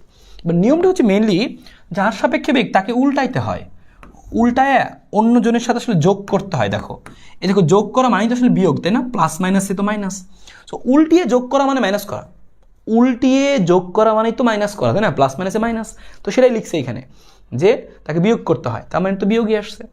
অথবা উল্টিয়ে যোগ করব, উল্টিয়ে যোগ করব বলবা কথাটা, আর নাহলে ডাইরেক্ট বলবা কি, যার সাপেক্ষে বেগ তাকে বিয়োগ করব। আর অন্য কেউ কি বলতে পারে, যার সাপেক্ষে বেগ তাকে আমরা উল্টিয়ে যোগ করব, তার মানে তো বিয়োগ করা। সো আশা করি এটা নিয়ে কোনো সমস্যা হবে না। এটা হচ্ছে ভেক্টর, কিন্তু ভেক্টরের মান কীভাবে লেখে ভাইয়া, আরেকবার প্র্যাকটিস করি। সাপোজ আমি এখানে বললাম হচ্ছে যে সাপোজ এখানে বললাম হচ্ছে ভি কিউপি। সো আমি আরেকটা লিখে দেখাই, ভি কিউপি, তার এটা মানে কি, পি এর সাপেক্ষে কিউ এর বেগ। আমি কথাটা একবার লিখে দিচ্ছি এই জায়গাটায়, কোনো কনফিউশন না থাকে। পি এর সাপেক্ষে কার বেগ, কিউ এর বেগ, পি এর সাপেক্ষে কিউ এর বেগ। হ্যাঁ, সো পি এর সাপেক্ষে কিউ এর বেগ। সো আমি কীভাবে লিখবো, যার সাপেক্ষে তাকে উল্টাই দেবো, পি এর সাপেক্ষে তাকে পি কে উল্টাই দেবো। সেখানে লিখে নিই আমরা ভি কিউ, আর এখানে লিখে নিচ্ছি আমরা ভিপি। সো যার সাপেক্ষে, হ্যাঁ, যার সাপেক্ষে তাকে উল্টাই দিব, দিয়ে যোগ করব অথবা মাইনাস করে দেবো সরাসরি। তাহলে এখান থেকে আমি এভাবে লিখতে পারি। এবার আমি এখান থেকে যদি মান বের করতে চাই, বা আমি এখান থেকে এটাও কিন্তু সরাসরি লিখতে পারি, এক কথা তো একই নাকি। আমি এভাবে এত কাহিনী না করে তো বিয়োগও লিখতে পারতাম ভাই। হ্যাঁ, প্লাস মাইনাসে মাইনাস লিখতেই পারো, কোনো আপত্তি নেই, কোনো আপত্তি নেই, দুইটা তো একই জিনিস, কোনো আপত্তি নেই। এইবার এটার মান বের করবো কীভাবে, এই লব্ধির এই মান বের করা যায় কীভাবে, এই যে ভেক্টরটা বের করলাম আপেক্ষিক বেগের, তো ভেক্টর মান বের করবো কীভাবে। সো এটার মান হবে হচ্ছে এরকম যে ভি কিউ পি, এটার মান হবে কি, মডুলাস কী হবে, ওই যে আমরা শিখছিলাম না এরকম, একটু মনে করে দেখো যে হচ্ছে আর সমান সমান যদি পি মাইনাস কিউ থাকে, তাহলে কী বলছিলাম কীভাবে লিখতে হয়, রুট ওভার কী লিখতে হয়, যে পি স্কোয়ার যোগ হচ্ছে Q square minus 2p Q cos alpha. তো সেটা তুমি কাজে লাগাতে এদিকে পারো, সেটা লিখবো এখানে যে রুট ওভার, হ্যাঁ, রুট ওভার কী লিখবো, যে ভি কিউ স্কোয়ার যোগ ভিপি স্কোয়ার, যোগ না লিখে লিখবো বিয়োগ, এবার 2vp ভি কিউ সাথে হচ্ছে কজ আলফা, সাথে আসবে কি, আমাদের এখানে আসবে কি, কজ আলফা। ঠিক আছে, সে হচ্ছে আমাদের এখানকার কজ আলফা। ঠিক আছে, সাথে হচ্ছে কজ আলফা। এই হচ্ছে জিনিস। সো এইভাবে আমরা মান বের করবো যে এই জিনিসটার মান কত হবে, এই আপেক্ষিক বেগের মান কত হবে, এটা হচ্ছে আমাদের মান। ঠিক আছে, সো মান বের করাটা আমরা এখান থেকে শিখে গেলাম যে কীভাবে মানটাও বের করতে হয়। সো এখান থেকে তোমাকে এই কয়েকটা কথা মনে রাখতে হবে, পিছিয়ে যা যা লিখছি মনে রাখতে হবে। সো এই তো হয়ে গেল মান। আর দিক বের করবো আমরা সেই ট্যান থিটা দিয়ে। সো ট্যান থিটা যেভাবে আমরা সূত্র দিয়ে বের করি, সেই ট্যান থিটা দিয়ে দিক বের করতে হয়। তো সেটা আমরা পরে দেখবো। সো এই এতটুকু কথা তুমি আগে মনে রাখো, আপেক্ষিক বেগ বের করতে কিছু একদমই বেসিক জিনিস। এরপরে আমরা আসি হচ্ছে বৃষ্টি ছাতার মধ্যে। সো বৃষ্টি ছাতার মধ্যে আমাদের বেসিক্যালি হচ্ছে দুইটা কেস থাকবে। দুইটা কেস কী কী? সো একটা কেস হচ্ছে এমন হতে পারে যে কি, একদম আমরা লিখে নিয়ে ফেলছি এখান থেকে, কেসটা লিখে নাও যে কেস নাম্বার 1 এমন হতে পারে যে তোমাকে কি বললো, যে হচ্ছে তোমাকে এরকম বললো যে বৃষ্টি এবং হচ্ছে বাতাস, হ্যাঁ সে তোমাকে বললো কি দুইটা সূত্র মনে রাখলেই চলবে। তো বৃষ্টি ও বাতাস, বৃষ্টি ও বাতাস না, সরি, বৃষ্টি তো খাড়াই পড়ে, বাতাস ও গাড়ি, হ্যাঁ বাতাস ও গাড়ি যদি একই দিকে চলে বা বিপরীত দিকে চলে সেই ক্ষেত্রে, সো বাতাস ও গাড়ির বেগ, বাতাস ও গাড়ির বেগ, যদি বাতাসও যেদিকে যাচ্ছে আমার গাড়ি যদি সেই একই দিকে যায় তাহলে কি হবে, তার না হলে কি হবে, বাতাস ও গাড়ির বেগ একই দিকে হলে, বাতাস ও গাড়ির বেগ একই দিকে, সো সেক্ষেত্রে আমরা কত কোণে ছাতা ধরবো বা কত কোণে বৃষ্টি পড়বে, হ্যাঁ সে বের করতে চাই। বাতাস ও গাড়ির বেগ কোন দিকে, একই দিকে। তার মানে ব্যাপারটা হচ্ছে এরকম যে সাপোজ কোথাও একটা গাড়ি আছে, হ্যাঁ মনে করো হচ্ছে এই হচ্ছে আমাদের গাড়ি, হ্যাঁ বললাম কি এই হচ্ছে আমাদের একটা একটা গাড়ি, সো এই হচ্ছে আমাদের একটা গাড়ি, এই হচ্ছে আমাদের একটা গাড়ি, সো গাড়িটা কোন দিকে যাচ্ছে, সো গাড়িটা একটু বড় করে দিই, সো গাড়িটা যাচ্ছে কোন দিকে, ধরে নিলাম যে গাড়িটা যাচ্ছে হচ্ছে আমাদের এই সামনের দিকে, আমি ধরে নিলাম যে গাড়িটা হচ্ছে কোন দিকে যাচ্ছে, যে গাড়িটা যাচ্ছে কোন দিকে, এই দেখো এই সামনের দিকে গাড়িটা যাচ্ছে, গাড়িটা হচ্ছে সামনের দিকে গতিশীল, ওকে ভালো। আর ভাই বৃষ্টি তো খুবই সহজ সরল মানুষ, বৃষ্টি তো খাড়াই সোজাই পড়তে থাকে, বৃষ্টি তো সোজাই পড়ে খাড়াই পড়ে প্রথমত, কিন্তু বাতাসে যদি আইলে চেঞ্জ হয়ে যায়। তো লিখে নিচ্ছি এটা আমরা কার বেগ, এটা হচ্ছে আমাদের VA মানে VC কারের বেগ, হ্যাঁ VC মানে গাড়ির বেগ, তো গাড়ির দিকে যাচ্ছে। আর বৃষ্টি পড়ছে কোন দিকে, বৃষ্টি তো পড়ছে খাড়া নিচের দিকে বৃষ্টি পড়ে, VR, এটা হচ্ছে আমাদের কি VR, VR ভালো, একটা বুঝবো বাকিগুলো সূত্র মুখস্থ করে ফেলবো, শেষ। সো এই হচ্ছে বৃষ্টি, গাড়ির দিকে যাচ্ছে বৃষ্টি পড়তেছে। এবার তোমার যদি কি করতে হয়, মনে করো কি বলছি আমরা, বাতাস ও গাড়ির দিক একই দিকে, তাহলে বাতাসের দিকটা কোন দিকে হবে, গাড়ি যেদিকে যাচ্ছে সেদিকেই, তাহলে এই হচ্ছে আমাদের বাতাস, সবুজ হচ্ছে আমাদের বাতাস, এটা হচ্ছে আমাদের বাতাসের বেগ, বাতাস কি, বাতাস হচ্ছে VA, এয়ার এর ভেলোসিটি, ওকে। তিনটা জিনিস আমরা পাইলাম। এখন এক্ষেত্রে কি করা যায়, এক্ষেত্রে আমরা এখান থেকে সেই কাজটা আমরা করবো, আপেক্ষিক বেগটা বের করবো। দেখো আমরা এখানে প্রথমত আঁকছি, তাহলে তিনটা ভেক্টরকে আমরা আঁকতেছি, হ্যাঁ তিনটা ভেক্টরকে আমরা আঁকতেছি দেখো। সো একটা ছিল আমাদের কি বাতাসের বেগ, ওকে বাতাসের বেগ। এবার গাড়ির বেগ, দেখো আমাদের নিয়ম কি, নিয়ম ছিল কি যে যার সাপেক্ষে বেগ তাকে আমরা মাইনাস করে দিব। সো দেখো একটু জিনিস খেয়াল করে, এই বৃষ্টি তো খাড়াই পড়তেছে, বৃষ্টি নিয়ে তো সমস্যা নেই, বৃষ্টি তো সাধারণত খাড়াই পড়ে, বৃষ্টি নিয়ে কোনো সমস্যা নাই, কিন্তু VR, এটা হচ্ছে আমাদের VR। আর আমাদের এই জিনিসটা খেয়াল করে দেখো, এই যে আমাদের কি ছিল, এটা আমাদের ছিল সেই VC, এই যে কালারটা আমাদের কি ছিল, আরেকটা কালার কি ছিল, এটা ছিল আমাদের হচ্ছে VC, সো এটা আমাদের হচ্ছে VC, হ্যাঁ VC। এবার আমরা কি নিয়ম জানি, দেখো আমরা যখন বের করি যে বৃষ্টি কত কোণে পড়ছে, কত কোণে ছাতা ধরবো, এটা কার সাপেক্ষে, যে ছাতা ধরবে তার সাপেক্ষেই তো। তাহলে এখানে গাড়ির কাজ কত কোণে ভিজবে, তো গাড়ির সাপেক্ষেই বের করতে হবে, গাড়িতে কত কোণে বৃষ্টি পড়ছে, গাড়ির সাপেক্ষে বৃষ্টির বেগ কত, গাড়ির সাপেক্ষে বের করতে হবে। তার মানে এখানে সাপেক্ষটা কি, তার মানে এখানে আমরা কার সাপেক্ষে বের করতেছি, যে গাড়ির সাপেক্ষে, তাই না, আমরা গাড়ির মধ্যে থেকে সব পরিমাপ করতেছি। তাহলে ব্যাপারটা কিন্তু নিজেই বুঝে নিতে হবে যে গাড়ির সাপেক্ষে আমরা কিন্তু সেটা আলোচনা করছি, যে গাড়িতে কত কোণে বৃষ্টি পড়বে, তার মানে কি গাড়ির সাপেক্ষেই ধরা হচ্ছে, গাড়ির সাপেক্ষে কত কোণে বৃষ্টি পড়বে। এবার খেয়াল করো গাড়ির সাপেক্ষে, যার সাপেক্ষে বেগ তাকে আমরা কি করব, উল্টাই দিব। তো যার সাপেক্ষে বেগ, যার সাপেক্ষে বেগ তাকে আমি তাকে উল্টাই দিচ্ছি, খেয়াল করো যে যার সাপেক্ষে বেগ তাকে আমি তাহলে এই দেখো উল্টাই দিচ্ছি, তাহলে আমি তাকে এরকম উল্টাই দিলাম। তাহলে এখন আমাদের হয়ে গেল কি, এই যে হচ্ছে আমাদের VC, ওটা ছিল আমাদের VC, তাহলে এটা আমাদের কি হবে -VC, ঠিক আছে। তাহলে আমরা কি পাচ্ছি তুমি খেয়াল করো, তার মানে কিন্তু এটা এখন নাই, যার সাপেক্ষে তাকে আমি উল্টাই দিচ্ছি, এটা মনে করো ছিল, এটাকে মনে করো মুছে দিলাম। তার মানে এখন আমরা কি করলাম, এই বরাবর নিয়ে আসলাম, বুঝছো, তাহলে আমাকে উল্টাই দিতে হবে যেহেতু, এই জন্য আমরা উল্টাই দিছি। সো উল্টাই দিলে আমরা কোন বরাবর পাচ্ছি, মনে করো এই যে এই বরাবর পাচ্ছি, বা আমি এখানে নিচে একবার দেখাই দিই। সো এখন এই বরাবর পাচ্ছি। তাহলে এখন তুমি জিনিসটা খেয়াল করো যে আগে আমাদের VC ছিল, এখন উল্টা দিকে এসে কি হয়েছে, -VC হয়ে গেছে। সো VCটাকে মুছে দিচ্ছি। তাহলে আলটিমেটলি সিনারি হচ্ছে এটা। এবার তুমি একটা জিনিস দেখতে পাচ্ছ যে এখানে VA আছে, এখানে আমাদের কি আছে, VC আছে। আমি যদি দিকে যোগ করি তাহলে কি আসবে, VA - VC। অথবা তুমি যদি একটা জাস্ট চিন্তা করো, এরকমভাবে চিন্তা করো, এদিকে আমাদের VC ছিল, এখন VC এর দিকটা কোন দিকে, VC এখন এইদিকে, তাহলে ভ্যালুটা কত, ভ্যালুটা হচ্ছে VC। তার মানে এখন আমাদের VC হচ্ছে এই দিকে আর VA হচ্ছে এই দিকে। তাহলে তুমি এদের দুজনের লব্ধি কিভাবে বের করবো, দুজন বিপরীত দিকে আছে, লব্ধি তো বের হয়েই ছিল, যোগ করে দিয়েছিলাম আমরা VA প্লাস দিয়ে -VC, তাই না, আমাদের এই কাজটা করছিলামই, যে এখানে লব্ধিটা কি হচ্ছে, VA প্লাস দিয়ে -VC। এর মানে কি আসলে VA -VC হচ্ছে না, এরকমই তো। এবার এখান থেকে তোমাকে দেখতে হবে কোন মানটা আসলে বড় থেকে ছোট মানটা বাদ দিব। তাহলে উপরের দুই জায়গা থেকে আমি বেসিক্যালি কি পাবো, উপরের দুই লাইন থেকে আমি আসলে পাবো, আমি এখানে পরবর্তী আরেকটা চিত্র আঁকছি, আমি আলটিমেটলি কী পাবো, এই দুই জায়গা থেকে আমি একটা জিনিস পাবো। এখন এই জিনিসটার এই জিনিসটা দুইটা মিলে আমি একটা জিনিস পাবো, এদের দুজনের বিয়োগ করে দিব আমরা বিপরীত দিকে আছে। তাহলে আমি এখানে পাইলাম হচ্ছে মনে করো ভিসি মাইনাস ভিএ বা ভিএ মাইনাস ভিসি, এটা ডিপেন্ড করে কোন মানটা বড়। সো বড় মানটা থেকে ছোটো মানটা বাদ দিলেই হচ্ছে, বড় মানটা থেকে ছোটো মানটা আমরা বাদ দিব, তাহলে আমাদের এখান থেকে হবে। সো এদিকে আমাদের একটা পেলাম ভিসি বা ভিএ মাইনাস ভিএ, আর নিচে আমাদের সেই আগে থেকে এই বৃষ্টির বেগটা ছিল, হচ্ছে আমাদের বৃষ্টির বেগ, বৃষ্টির বেগ পড়ছিল। তাহলে বুঝতেই পারছো যে কোন দিকে আসলে লব্ধি বেগটা হবে, এদের মাঝামাঝি কোনো একদিকে লব্ধি বেগটা হবে। সো এই হচ্ছে আমাদের সেই লব্ধি বেগ আসে, এই হচ্ছে আমাদের লব্ধি বেগ। আর কত কোণে ছাতা ধরবা, এই দেখো উলম্বের সাথে তুমি থিটা কোণে ছাতা ধরবা, বা থিটা কোণে বৃষ্টি পড়বে, তখন বৃষ্টি এভাবে পড়ছে, তো সেক্ষেত্রে বৃষ্টি এভাবে পড়ছে। এবার এই জিনিসটার মান কত হবে, তুমি যদি এখান থেকে লিখতে চাও, এখানে তুমি যদি লিখতে চাও, তুমি যদি এই জিনিসটাকে একটু কমপ্লিট করে নাও আগে, এখানে তুমি লিখতে চাও যে থিটার মান কত, লম্ব টেনে নিলে এখানে, তাহলে কী হবে, এখান থেকে কী লেখা যাবে, এখান থেকে লেখা যাবে হচ্ছে ট্যান থিটা সমান সমান কি লম্ব বাই ভূমি, থিটা বিরুদ্ধ লম্ব।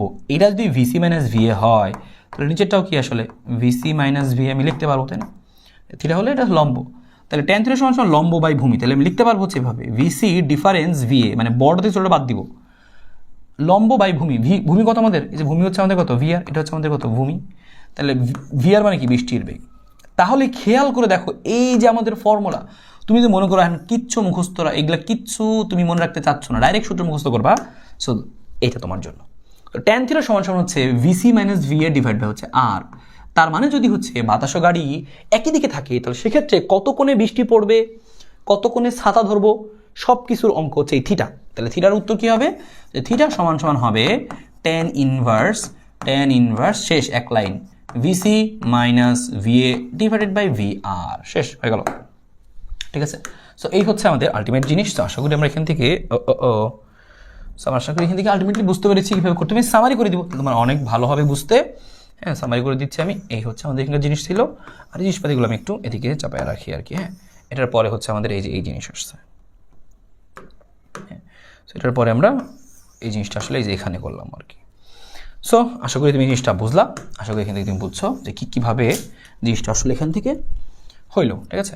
এই হচ্ছে আমাদের এখান থেকে জিনিস, ওকে থাকুক, এটা হচ্ছে আমাদের এখানকার জিনিস। সো তোমার আলটিমেটলি সূত্র মনে রাখতে হচ্ছে এটা, যে ট্যান থিটা সমান সমান ভিসি মাইনাস ভিএ, অথবা থিটা সমান সরাসরি মনে রাখতে পারো যে tan inverse VC minus VA divide by হচ্ছে কত ভি আর, থিটা সমান tan inverse VC minus VA by হচ্ছে V R, that's it. So এই হচ্ছে আমাদের জিনিসটা, থিটার মানটা। সো তুমি মনে রাখবা আজকে থেকে বাতাস ও গাড়ির বেগ একই দিকে যদি হয়, তাহলে সেক্ষেত্রে কত কোণে বৃষ্টি পড়বে, এটা উল্লম্বের সাথে, তাহলে জিনিসটা কি উল্লম্বের সাথে, থিটা মানে কি, হ্যাঁ লিখে দিচ্ছি থিটা, যেখানে থিটা মানে কি যে উল্লম্বের সাথে, অবশ্যই কোনটা উল্লম্বের সাথে, হ্যাঁ আনুভূমিক বলে 90 থেকে বাদ দিতে হবে, উল্লম্বের সাথে ছাতা ধরার কোণ, হ্যাঁ ছাতা ধরার কোণ, মানে বলতে পারি কি যে উল্লম্বের সাথে, মনোভাবে বলতে পারি থিটা মানে কি যে উল্লম্বের সাথে গাড়ির কাজ ভেজার কোণ, কত কোণে কাজ ভেজবে সেটা হচ্ছে এটা, গাড়ির কাজ ভেজার কোণ। তা তুমি যদি দেখো সরাসরিভাবে বলছে যে বাতাস বৃষ্টি, তাহলে তুমি সরাসরি এই সূত্রটা মুখস্থ রাখবে। থিটা সমান tan inverse VC difference VA, বড় থেকে ছোটটা বাদ দিতে হবে, ভিসি বড় হলে ভিসি আগে লিখবো, বাতাসের বেগ বেশি হলে বাতাসের বেগটা আগে লিখবো, ঠিক আছে। সো একটাই সূত্র এখানে, একটাই সূত্র, বাতাস ও গাড়ির বেগ একই দিকে হলে minus VC minus VA by VR, ঠিক আছে। আর এটা আমাদের কী করতে হবে, পুরোটার সাথে এই ট্যান ইনভার্স করে দিতে হবে, তাহলে চলে আসবে। এবার বুঝতেই পারছো পরেরটা কি হবে, যে পরেরটা এখান থেকে লিখি, তাহলে যে বাতাস ও গাড়ির বেগ যদি কি হয়, আমি চিত্র তাহলে এখান থেকে মুছে দিচ্ছি, চিত্র এখন আর আঁকবো না আসলে, কারণ প্রথমে একবার আইকা বোঝাই দিচ্ছি, পরেরটা তুমি আসলে নিজে থেকেই বুঝে যাওয়া উচিত। সো বাতাস ও গাড়ির দিক যদি আমাদের কী হয়, একই দিকে না থেকে কি হয়, বিপরীত দিকে থাকে, হ্যাঁ বিপরীত দিকে থাকে, তখন তাহলে সেই ক্ষেত্রে আমরা কী লিখবো, হ্যাঁ আমি আরেকবার লিখে দেখাচ্ছি, বাতাস ও গাড়ির দিক বিপরীত দিকে, আরেকবার ছিল একই দিকে, এবার হচ্ছে বাতাস যেদিকে গাড়ির তার বিপরীত দিকে যদি থাকে, বাতাস ও গাড়ির দিক যদি কি হয় বিপরীত দিকে হয়, তাহলে সেক্ষেত্রে আমাদের এই থিটা কি হবে, এই থিটা সমান সমান হবে হচ্ছে ট্যান ইনভার্স, উপরে হবে হচ্ছে ভিসি, আগে ছিল মাইনাস এখন হবে plus, VC plus VA by হচ্ছে ভিআর। জাস্ট তুমি এই সূত্রটুকু মনে রাখো, সব অঙ্ক করে ফেলতে পারবা, ঠিক আছে। জাস্ট এই সূত্রটুকু তোমাকে এখান থেকে মনে রাখতে হবে, থিটা সমান tan inverse VC plus VA by R. Theta সেই আগের মতোই, উলম্বের সাথে ছায়া ধরার কোণ বা উলম্বের সাথে গাড়ির কাজ ভেজার কোণ। সো আশা করি বুঝে গেছি কি হবে। আর যদি তোমাকে বলেস না বাতাস নাই, বাতাস না থাকলে ভি এ সমান শূন্য বসাবা, দ্যাটস ইট। বাতাস না থাকলে বললে কি করব, বাতাস নেই বললে একটাই কাজ যে ভি এ সমান শূন্য বসানো, তখন তুমি যে কোনো একটা শুধু ধরে করলেই হবে। সো বাতাস না থাকলে, বাতাস যদি না থাকে তো সেক্ষেত্রে কী করবা, ভি এ সমান শূন্য হবে। সুতরাং সেক্ষেত্রে তুমি কী লিখবা, যে ট্যান থিটা সমান সমান লেখা দেখাচ্ছি ভি শূন্য থেকে কী হবে, ভিসি বাই ভিআর। তো ডাইরেক্ট তুমি লিখবা ভিসি বাই ভিআর, আর কোনো সূত্র লেখার দরকার নেই, তখন তোমার এটা লিখলেই চলবে যে ভিসি হচ্ছে গাড়ির বেগ, ভিআর হচ্ছে কি বৃষ্টির বেগ। সো গাড়ি বা লোক বা সাইকেল যেটাই যাক সেটা হচ্ছে ভিসি। ভিসি হচ্ছে গাড়ির বেগ, সাইকেলের বেগ, মানুষের বেগ, দৌড় দিচ্ছে, হাইটা যাচ্ছে, ভিসি। ভিএ হচ্ছে বাতাসের বেগ ওয়ান অ্যান্ড অনলি, ভিআর হচ্ছে বৃষ্টির বেগ, রেইনের বেগ। হ্যাঁ, সো আশা করি আমরা পারবো, এবং আরও কিছু জিনিস যদি শিখতে হয় আমরা অঙ্ক করার সময় সেটা শিখে ফেলবো। এই ছিল হচ্ছে আমাদের এখানকার টোটাল জিনিসপাতি যে কীভাবে আসতে পারে। এবার দেখা যাক এখান থেকে আমাদের সৃজনশীলগুলো কীভাবে এসেছে। দেখো এখানে তোমাকে বের করতে বলছে বৃষ্টির হাত থেকে রক্ষা পেতে কত কোণে ছাদ ধরতে হবে যদি এই ঘটনাগুলো ঘটে। এক নম্বরে কি বলছে, বৃষ্টি উলম্বভাবে পড়ছে ভালো, লোকটি স্থির অবস্থায় আছে। লোকটি স্থির মানে কি, সহজ কথা, ভি এ সমান শূন্য, চোখ মুখ বন্ধ করে তুমি সূত্র একটাই লিখবে, ট্যান থিটা সমান সমান কি, ভিসি বাই ভিআর, কারণ ভি এ তো শূন্য, তাহলে তোমার সূত্র চলে আসছে থিটা সমান সমান ট্যান ইনভার্স ভিসি কত, ভিসি হচ্ছে গাড়ির বেগ মানে লোকের বেগ, লোকটি স্থির অবস্থায় আছে, ও সরি লোকটি স্থির অবস্থায় আছে, লোকটা স্থির অবস্থায় আছে, লোকটাও স্থির আছে। এবার বাতাসের কোনো কথা বলে নাই এখানে, দেখো বাতাসের কোনো কথা বলে নাই, তার মানে কি ভি এ শূন্য, বাতাসের কোনো কথা না বললে বেগ ভি এ শূন্য।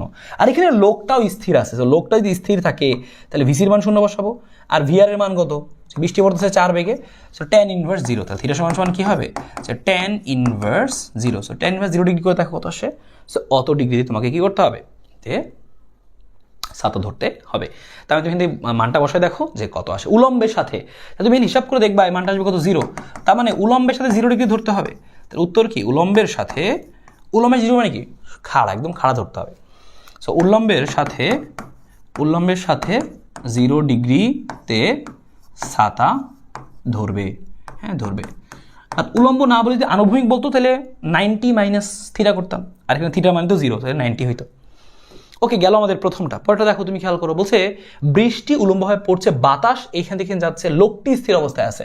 সেম একই কাহিনী, তুমি কি লিখবে এখানে 2 নম্বর দিয়ে, যে থিটা ট্যান থিটা সমান সমান, আমরা দেখে নিই আমরা, বৃষ্টি উলম্বভাবে পড়ছে, বাতাস একদিক থেকে একদিকে বইছে, লোকটা তো স্থির, তো একই দিকে না বিপরীত দিকে না, সো প্যারা নাই। তুমি কি লিখবে এখানে, তো তুমি লেখো ভিসি প্লাস দিয়ে লেখো VC plus VA divide by VR. এখানে তুমি কোন সমস্যা হবে না, সো একটাই তো বেগ, সো ট্যান থিটা সমান সমান লোকের বেগ তাহলে 0, আর ভি এ কোন দিকে, ভি এর মান কত 6, বাতাস বইছে 6, আর বেগ কত 4, তাহলে উত্তর কত আসবে, থিটা সমান সমান ট্যান ইনভার্স 6/4, ট্যান ইনভার্স 6/4। যেহেতু একটার মান 0 তাই আমি প্লাস সিটাই লিখছি, ঠিক আছে, কারণ কোনো দিকেই তো বইছে না আসলে। সূত্রটা করে দেখো কত আসে, খুবই সিম্পল, এক সূত্রতে তুমি সব পারবে। এখন পরে তোমাকে কি বলছে, যে বৃষ্টি উলম্বভাবে 4 বেগে পড়ছে, লোকটি এত বেগে চলা শুরু করলো এবার। এবং দেখো এখানে 3 নাম্বার তোমাকে যখন বলছে বৃষ্টির মান আছে, লোকের মান আছে, বাতাসের মান আবার নাই, তাহলে বাতাস 0, বাতাস 0, তো সেক্ষেত্রে তুমি কি লিখবা, সুতরাং ট্যান থিটা সমান সমান কি লিখবা, একটা সূত্র লিখবা ভিসি বাই হচ্ছে ভিআর, কারণ এখানে বাতাস 0, ভিসি প্লাস ভিএ ছিল কিন্তু বেগ তো না, এখানে ভি 0 হলে আমরা লিখবো না, তাহলে থিটা সমান সমান ট্যান ইনভার্স, ভিসির মান কত, যে 4 বেগে বৃষ্টি পড়ছে, আর লোকটা যাওয়া শুরু করলো 8 বেগে, সো হিসাব করে দেখো কত ডিগ্রি আসে, সেই তুমি বসাই দিবা, এত ডিগ্রি হয়ে গেল। পরে 4 নম্বরটা তুমি খেয়াল করো, এখান থেকে 4 নম্বরটা খেয়াল করো, 4 নম্বরটা আমি এখানে করে দিচ্ছি। 4 নম্বরটা দেখো, বলছে বৃষ্টি উলম্বভাবে পড়ছে, বাতাস পশ্চিম থেকে পূর্ব দিকে, ধরলাম বাতাস পশ্চিম থেকে পূর্ব দিকে, এবং লোকটি 2 মিটার পার সেকেন্ড বেগে বাতাসের বিপরীত দিকে দৌড়াচ্ছে। সো মেন কথা কোনটা, বিপরীত দিকে। আর আমরা একটু আগে শিখে আসলাম বিপরীত দিক হলে যোগ করতে হয়, তো লিখবো আমরা থিটা সমান সমান ডাইরেক্ট একলা লিখে দিই tan inverse VC plus VA by VR, হ্যাঁ ভিসি প্লাস ভিএ বাই হচ্ছে ভিআর। সেখান থেকে আমরা কি লিখবো, এখান থেকে লিখবো হচ্ছে থিটা সমান সমান ট্যান ইনভার্স এত, তো থিটা সমান সমান ট্যান ইনভার্স, মান বসাই দিই, ভিসি কত আমাদের, হ্যাঁ ভিসি প্লাস ভিএ বাই হচ্ছে ভিআর, সো ভিসি কত, সো আমাদের এখানে দেখো ভিসি লেখা আছে যে বাতাস পশ্চিম থেকে পূর্ব দিকে বইছে, ভিসি, সো ভিএ হচ্ছে আমাদের 6 বাতাসের বেগ, আর ওই লোকের বেগ কত, ওই যে 2 ওই পাশে লাগছে, লোকটি 2 মিটার পার সেকেন্ড বেগে, সো লোকের বেগ, বাতাসের লোকের বেগ, গাড়ির বেগ বা সাইকেলের বেগ সব ভিসি, আর বৃষ্টির বেগ কত 4, তো 6 প্লাস 2 করলে 8, 8/4, এটাই হচ্ছে উত্তর, শেষ হয়ে গেল। সো এইভাবে তুমি দেখবা বিপরীত দিকে নাকি একই দিকে, এক সূত্র দিয়ে সব পেরে যাবা। সো যদি বলে বিপরীত দিকে তাহলে VC plus VA by VR, যদি বলে একই দিকে তাহলে কি হবে ভিসি ডিফারেন্স ভিএ, মানে বড় থেকে ছোটটা বাদ দিব বাই ভিআর হয়ে যাবে। তো যে কোনোভাবে তুমি আসলে এখান থেকে করতে পারবে, ঠিক আছে। আর এই দেখো তোমার আসলে আলটিমেটলি কোন কোন অঙ্ক করতে হবে এইখান থেকে, তুমি যদি এখান থেকে এই অঙ্কগুলো করে রাখো, যেমন এখানে কী কী আছে, যেমন দেখো দেখতে পাচ্ছ এখানে যে ঢাকা 23 আছে, ঢাকা 22 আছে, ঢাকা 19 আছে, 19 22 21 23 ঢাকায় 3টা আছে, রাজশাহী 17, রাজশাহী 19, মোটামুটি করো তাহলে তুমি মোটামুটি আইডিয়া পেয়ে যাবে যে কী ধরনের অঙ্ক তোমার এখান থেকে আসতে পারে, ঠিক আছে। সো এই হচ্ছে ব্যাপারটা, তুমি একটু ছোট্ট করে মনে রাখবা, ছোট করে মনে রাখবা তাহলেই হবে। তো আমরা পরে এই জিনিসটা দিয়ে দিব যে গাড়ির কোন দিকে কত বেগে চললে গাড়ির সামনে গাছ পিছনে গাছ ভিজবে, শেষে দিয়ে দিচ্ছি। সিকিউর মধ্যে আমি চলে যাচ্ছি, সিকিউগুলো মেইনলি কীভাবে সেটা তোমাকে আমি দেখাতে চাই। দেখো বলছে শান্ত বাতাসে 6 কিলোমিটার বেগে বৃষ্টি পড়ছে। শান্ত বাতাস মানে কি, বাতাস নাই এখানে। এ সময় সাইকেল চড়ে আবিদ 4 বেগে বাড়ি ফিরছে। হঠাৎ আবিদের চলার বিপরীত দিকে 2 বেগে বাতাস প্রবাহিত হতে লাগলো। চলার বিপরীত দিকে আমি পেয়ে গেছি, আবিদের চলার কোন দিকে, বিপরীত দিকে। আবিদ যেদিকে চলছে তার বিপরীত দিকে বৃষ্টি পড়ছে, তাহলে প্লাসের সূত্রটা হবে। এখন বলছে উভয় ক্ষেত্রে বৃষ্টি থেকে বাঁচতে আবিদ ছাতা ব্যবহার করলো। সো প্রথমে ছাতা ব্যবহার করছিল, পরবর্তী ছাতা ব্যবহার করছিল। গণর বলছে স্থির বাতাসে বৃষ্টির লব্ধিবেগ নির্ণয় করো। তো খেয়াল করো তুমি কীভাবে নির্ণয় করবা, স্থির বাতাসে বৃষ্টির লব্ধিবেগ, বৃষ্টির লব্ধিবেগ, হ্যাঁ ওকে। তুমি চিন্তা করো যে স্থির বাতাসে, আমি গ নাম্বারটা লিখতেছি স্থির বাতাসে বৃষ্টির লব্ধিবেগ। তো তুমি খেয়াল করো স্থির বাতাসে, আমি লিখতেছি এখানে স্থির বাতাসে, বাতাস তাহলে নাই, তাহলে এখন সিনারিও কোনটা দেখো, সিনারি হচ্ছে তখন এরকম স্থির বাতাসে, তার মানে আবিদ যাচ্ছে মনে করো সামনে আর বৃষ্টি পড়ছে মনে করো এভাবে লম্বভাবে।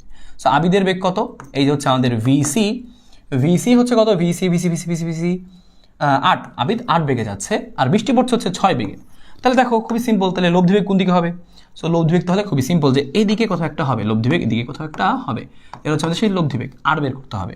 তাহলে লিখবো আমরা এখানে আর ইকুয়াল টু কী হবে, নিজেই বলো, খুবই সিম্পল দেখা যাচ্ছে এখান থেকে যে রুট ওভার যে আমাদের এখানে কি আছে একটা ভিসি একটা ভিআর, সো আসবে কত ভিসি স্কোয়ার যোগ হচ্ছে কি ভিআর স্কোয়ার। সো এখানে কোনো সন্দেহ নাই, মানটা বসায় দাও। ভিসি দেওয়া আছে আমাদের এখানে, আর এখানে আমাদের কি এই যে ভিআর আমাদের দেওয়া ছিল। সো এটা ভিআর, আরটা বড় হতে হয়ে গেলো, এটা আমি ছোটোতে দিয়ে দিচ্ছি সুবিধা হবে, যে ভিআর, সেটা হচ্ছে আমাদের VR, so VR, so VC plus হচ্ছে ভিআর স্কোয়ার। সো এখান থেকে আমি এই লব্ধি বেগটা আসলে আলটিমেটলি পেয়ে যাব, এটি হচ্ছে আমাদের লব্ধি বেগ হবে, ঠিক আছে। সো আমাদের এখান থেকে লব্ধি বেগটা আমরা সেখান থেকে পেয়ে যাবো। সো এখান থেকে আমরা এই যে লব্ধি বেগটা নিচে বসাই দিচ্ছি। তো এখানে কী হবে, এই যে লব্ধি বেগ এটা হচ্ছে আমাদের সেই লব্ধি বেগ, হ্যাঁ। সো লব্ধি বেগ কী হবে, লব্ধি বেগ হবে হচ্ছে আমাদের আর ইকুয়াল টু হচ্ছে, সো লব্ধি বেগ হচ্ছে আমাদের কত হবে, লব্ধি বেগ ইকুয়াল টু আমাদের হচ্ছে আর। সো আর ইকুয়াল টু কী হবে এখানে আমাদের, যে রুট ওভার ভিসির মান কত, ভিসির মান হচ্ছে 8, সো 8 স্কোয়ার। আর ভিআর এর মান কত, ভিআর এর মান হচ্ছে আমাদের এই যে হচ্ছে ভিআর মান হচ্ছে 6, সো 8 স্কোয়ার যোগ হচ্ছে 6 স্কোয়ার, কত আসছে আমাদের এখানে হিসাব করলে দিন বাবা 64 আর 36, 64 আর 36 কত হবে 100, আর 100 মানে হচ্ছে 10, তার মানে এখানে আমাদের বেগ আসবে কত 10, লব্ধিবেগ কত হবে 10 আর 1 কী হবে কিলোমিটার পার আওয়ার। তখন তুমি কি দেখবা যে বৃষ্টির লব্ধিবেগ কত আসতেছে, যে 10 কিলোমিটার পার আওয়ার, ঠিক আছে। সো এই হচ্ছে আমাদের এই জিনিসটা। সো আমরা আশা করি এখান থেকে বুঝতে পারলাম। ও আমাদের এখানে ঘ নাম্বারটা তো আছে, এখানে বলছিল বাতাস প্রবাহিত হওয়ার আগেও পরে একইভাবে ছাতা ধরলে হবে কিনা, না হবে না, দুরকমের ছাতা ধরতে হবে। বাতাস হওয়ার আগে এবং পরে তুমি লিখে দিবা যে বাতাস হওয়ার আগে এবং পরে, সো কোন ক্ষেত্রে কতক্ষণ ছাতা ধরবে লিখে দিই আমরা। সো আমি এখান থেকে ঘ নম্বর লিখে দিচ্ছি স্থির বাতাসে, মানে প্রথম ক্ষেত্রে। সো ঘ নম্বরের বেলায় আমরা সেটা লিখতেছি যে স্থির বাতাসে, সূত্র কি লিখবো আমরা এখানে, tan থিটা সমান সমান স্থির বাতাসে মানে কি শুধু ভিসি আর ভিআরই আছে, শেষ, ডাইরেক্ট ভিসি বাই ভিআর লিখে দিবা, কারণ ভিসি প্লাস ভিএ তো নাই, ভিএ তো শূন্য। সো স্থির বাতাসে মানে কি তুমি খেলে এটাই বসাই দিবা, স্থির বাতাসে মানে কি আসলে যে ভিএ শূন্য হলে, তাহলে তুমি মান বসাই দাও, থিটা সমান সমান tan ইনভার্স ভিসি এর মান কত, ভিসি মান হচ্ছে আমাদের 8 এবং ভি এর মান হচ্ছে 6। সো দেখো তোমার এখান থেকে একটা মান চলে আসবে, থিটা সমান সমান এই সামথিং কিছু একটা ডিগ্রি। এবার লিখবো আবার আমরা কি লিখবো এখানে, আবার লিখবো হচ্ছে আমরা কি স্থির বাতাসের পড়াটা কি আছে আমাদের এখানে, যে বাতাস প্রবাহিত হওয়ার সময়, হ্যাঁ বাতাস থাকলে বাতাস ভিএ সমান সমান কত বলা আছে, যে 2 কিলোমিটার পার আওয়ারে বাতাস বইতে শুরু করলো, যখন বাতাস ভিএ এত, এবং কোন দিকে, বিপরীত দিকে। সো আমি এটাও লিখে নিচ্ছি, বাতাস বওয়া শুরু করলো, কোন দিকে বওয়া শুরু করছে, বিপরীত দিকে। সো আমরা তো জানি বিপরীত দিকে যদি বাতাস বয় তাহলে আমাদের সেক্ষেত্রে থিটা সমান কী হবে, যে tan ইনভার্স কী লিখবো আমরা, বিপরীত দিকে যোগ হয়, সো ভিসি প্লাস ভিএ ভাগ হচ্ছে ভিআর। সো তুমি সেক্ষেত্রে আটা থিটা মান পেয়ে যাবা। থিটা সমান হচ্ছে tan ইনভার্স, মানগুলো বসায় দাও। ভিসি হচ্ছে আমাদের 8, ভিএ হচ্ছে 2, ভিআর হচ্ছে আমাদের 6। সো এই হচ্ছে আমাদের আলটিমেটলি জিনিস। সো তুমি দেখবা এই থিটার মানটা সেম আসছে কিনা, দেখবা অবশ্যই সেম আসে নাই, তখন বলো যে না একইভাবে হবে না, বিপরীতভাবে যেতে হবে, হয়ে গেল। সো তুমি এই একই সূত্র দিয়ে কিন্তু অন্য অঙ্কগুলো করে ফেলতে পারবে, কোনো সমস্যা তোমার হবে না। একইভাবে তুমি এটাও কিন্তু এভাবে করে ফেলতে পারবে, চেষ্টা করো। এখানে আমাদের ভেক্টর আকারে আছে, সো আমরা দেখি ভেক্টর আকারে থাকলে পারা যায় কিনা। বলছে একটি গাড়ির পেছনের গ্লাস উলম্বের সাথে 30 ডিগ্রি কোণে হেলানো। তাহলে আমরা একটু গাড়ি টাড়ি আঁকি, আমরা এখানে গাড়ি টাড়ি দিয়ে দিছে, আমরা তো গরিব মানুষ, গাড়ি টাড়ি নাই, আমরা গাড়িটা আঁকি জাস্ট আর কি। সো আমাদের দেখছে এত ঝামেলাও নাই, গাড়িও নাই, গাড়ির কাজও ভেজে না, সো এটাই ভালো। এত অঙ্ক কইরাও লাভ নেই, অঙ্ক কইরা কি আর গাড়ি চালানো যাইব, ওর থেকে গাড়িই নাই, গাড়ি এটাই ভালো নাকি।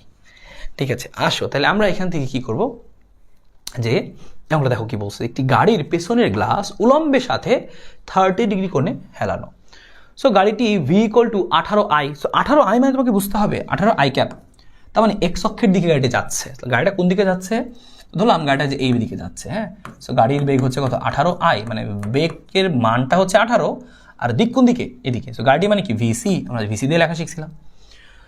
বলছে গাড়ির পিছনের গ্লাস উলম্বের সাথে, সো গাড়ির পেছনের গ্লাস, গাড়ির পেছনের যে গ্লাসটা আছে, এই যে গাড়ির পেছনের গ্লাস, হ্যাঁ, তো গাড়ির হচ্ছে পেছনের গ্লাস।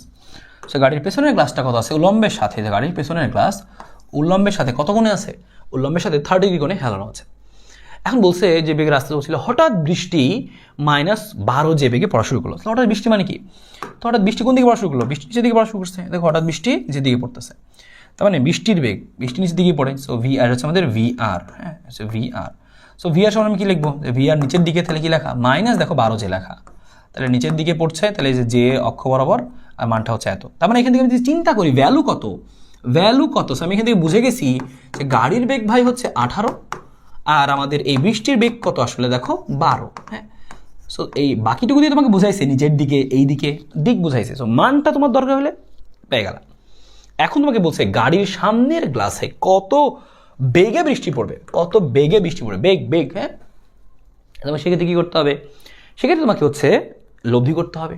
লব্ধি কীভাবে করবা, খুবই সিম্পল, একটু আগে তুমি সেটা শিখছো। দেখো বেটা গাড়ি চালাইতেছে এদিকে, তাহলে গাড়ির সাপেক্ষে যদি বেগ বের করতে চাই আমরা, অবশ্যই গাড়ির সাপেক্ষে বের করি। আমরা লিখে দিয়েছিলাম যে গাড়ির সাপেক্ষে, গাড়ির মধ্যে মানুষজন হিসাব করে, বৃষ্টিটা তো খায় দেয় কাজ না, হিসাব করবে, গাড়ির মানুষজন হিসাব করে। সো ভিসি তাহলে কোন দিকে যাবো, আমরা মাইনাস করে এদিকে চলে আসবো, আমাদের ভিসিটা তাহলে বিয়োগ করে দিলাম আমরা। এখন এদিকে বৃষ্টি পড়ছে, ভিসিটাকে উল্টাই দিছি, তাহলে লব্ধি বেগ কোন দিকে হবে, তাহলে লব্ধি বেগ আসলে যে এই দিকে হবে, এই দিকে, হ্যাঁ, এটা হচ্ছে আমাদের লব্ধি বেগ। তো দেখো বুঝতেই পারছো, যদি বৃষ্টি এভাবে লব্ধি বেগে পড়ে তাহলে গাড়ির কোন কাজ ভিজবে, সামনের কাজ ভিজবে। যদি জিজ্ঞেস করতো কোন কাজ ভিজবে, তাহলে বলতো গাড়ির সামনের কাজ ভিজবে, হ্যাঁ, ঠিক আছে। সো এই বেগের মানটা কত হবে, খুবই সিম্পল। এখান থেকে কীভাবে বের করতে পারি, দেখো যে এই এক্স অক্ষ আর এই ওয়াই অক্ষ এদের মধ্যবর্তী কোণ কত, 90 ডিগ্রি। তো সেক্ষেত্রে আমি লিখতে পারি হচ্ছে কি, যে লব্ধি বেগ, হ্যাঁ। সো লব্ধি আমাদের কী হবে, সো লব্ধি নাম দিলাম হচ্ছে লব্ধি হচ্ছে আর।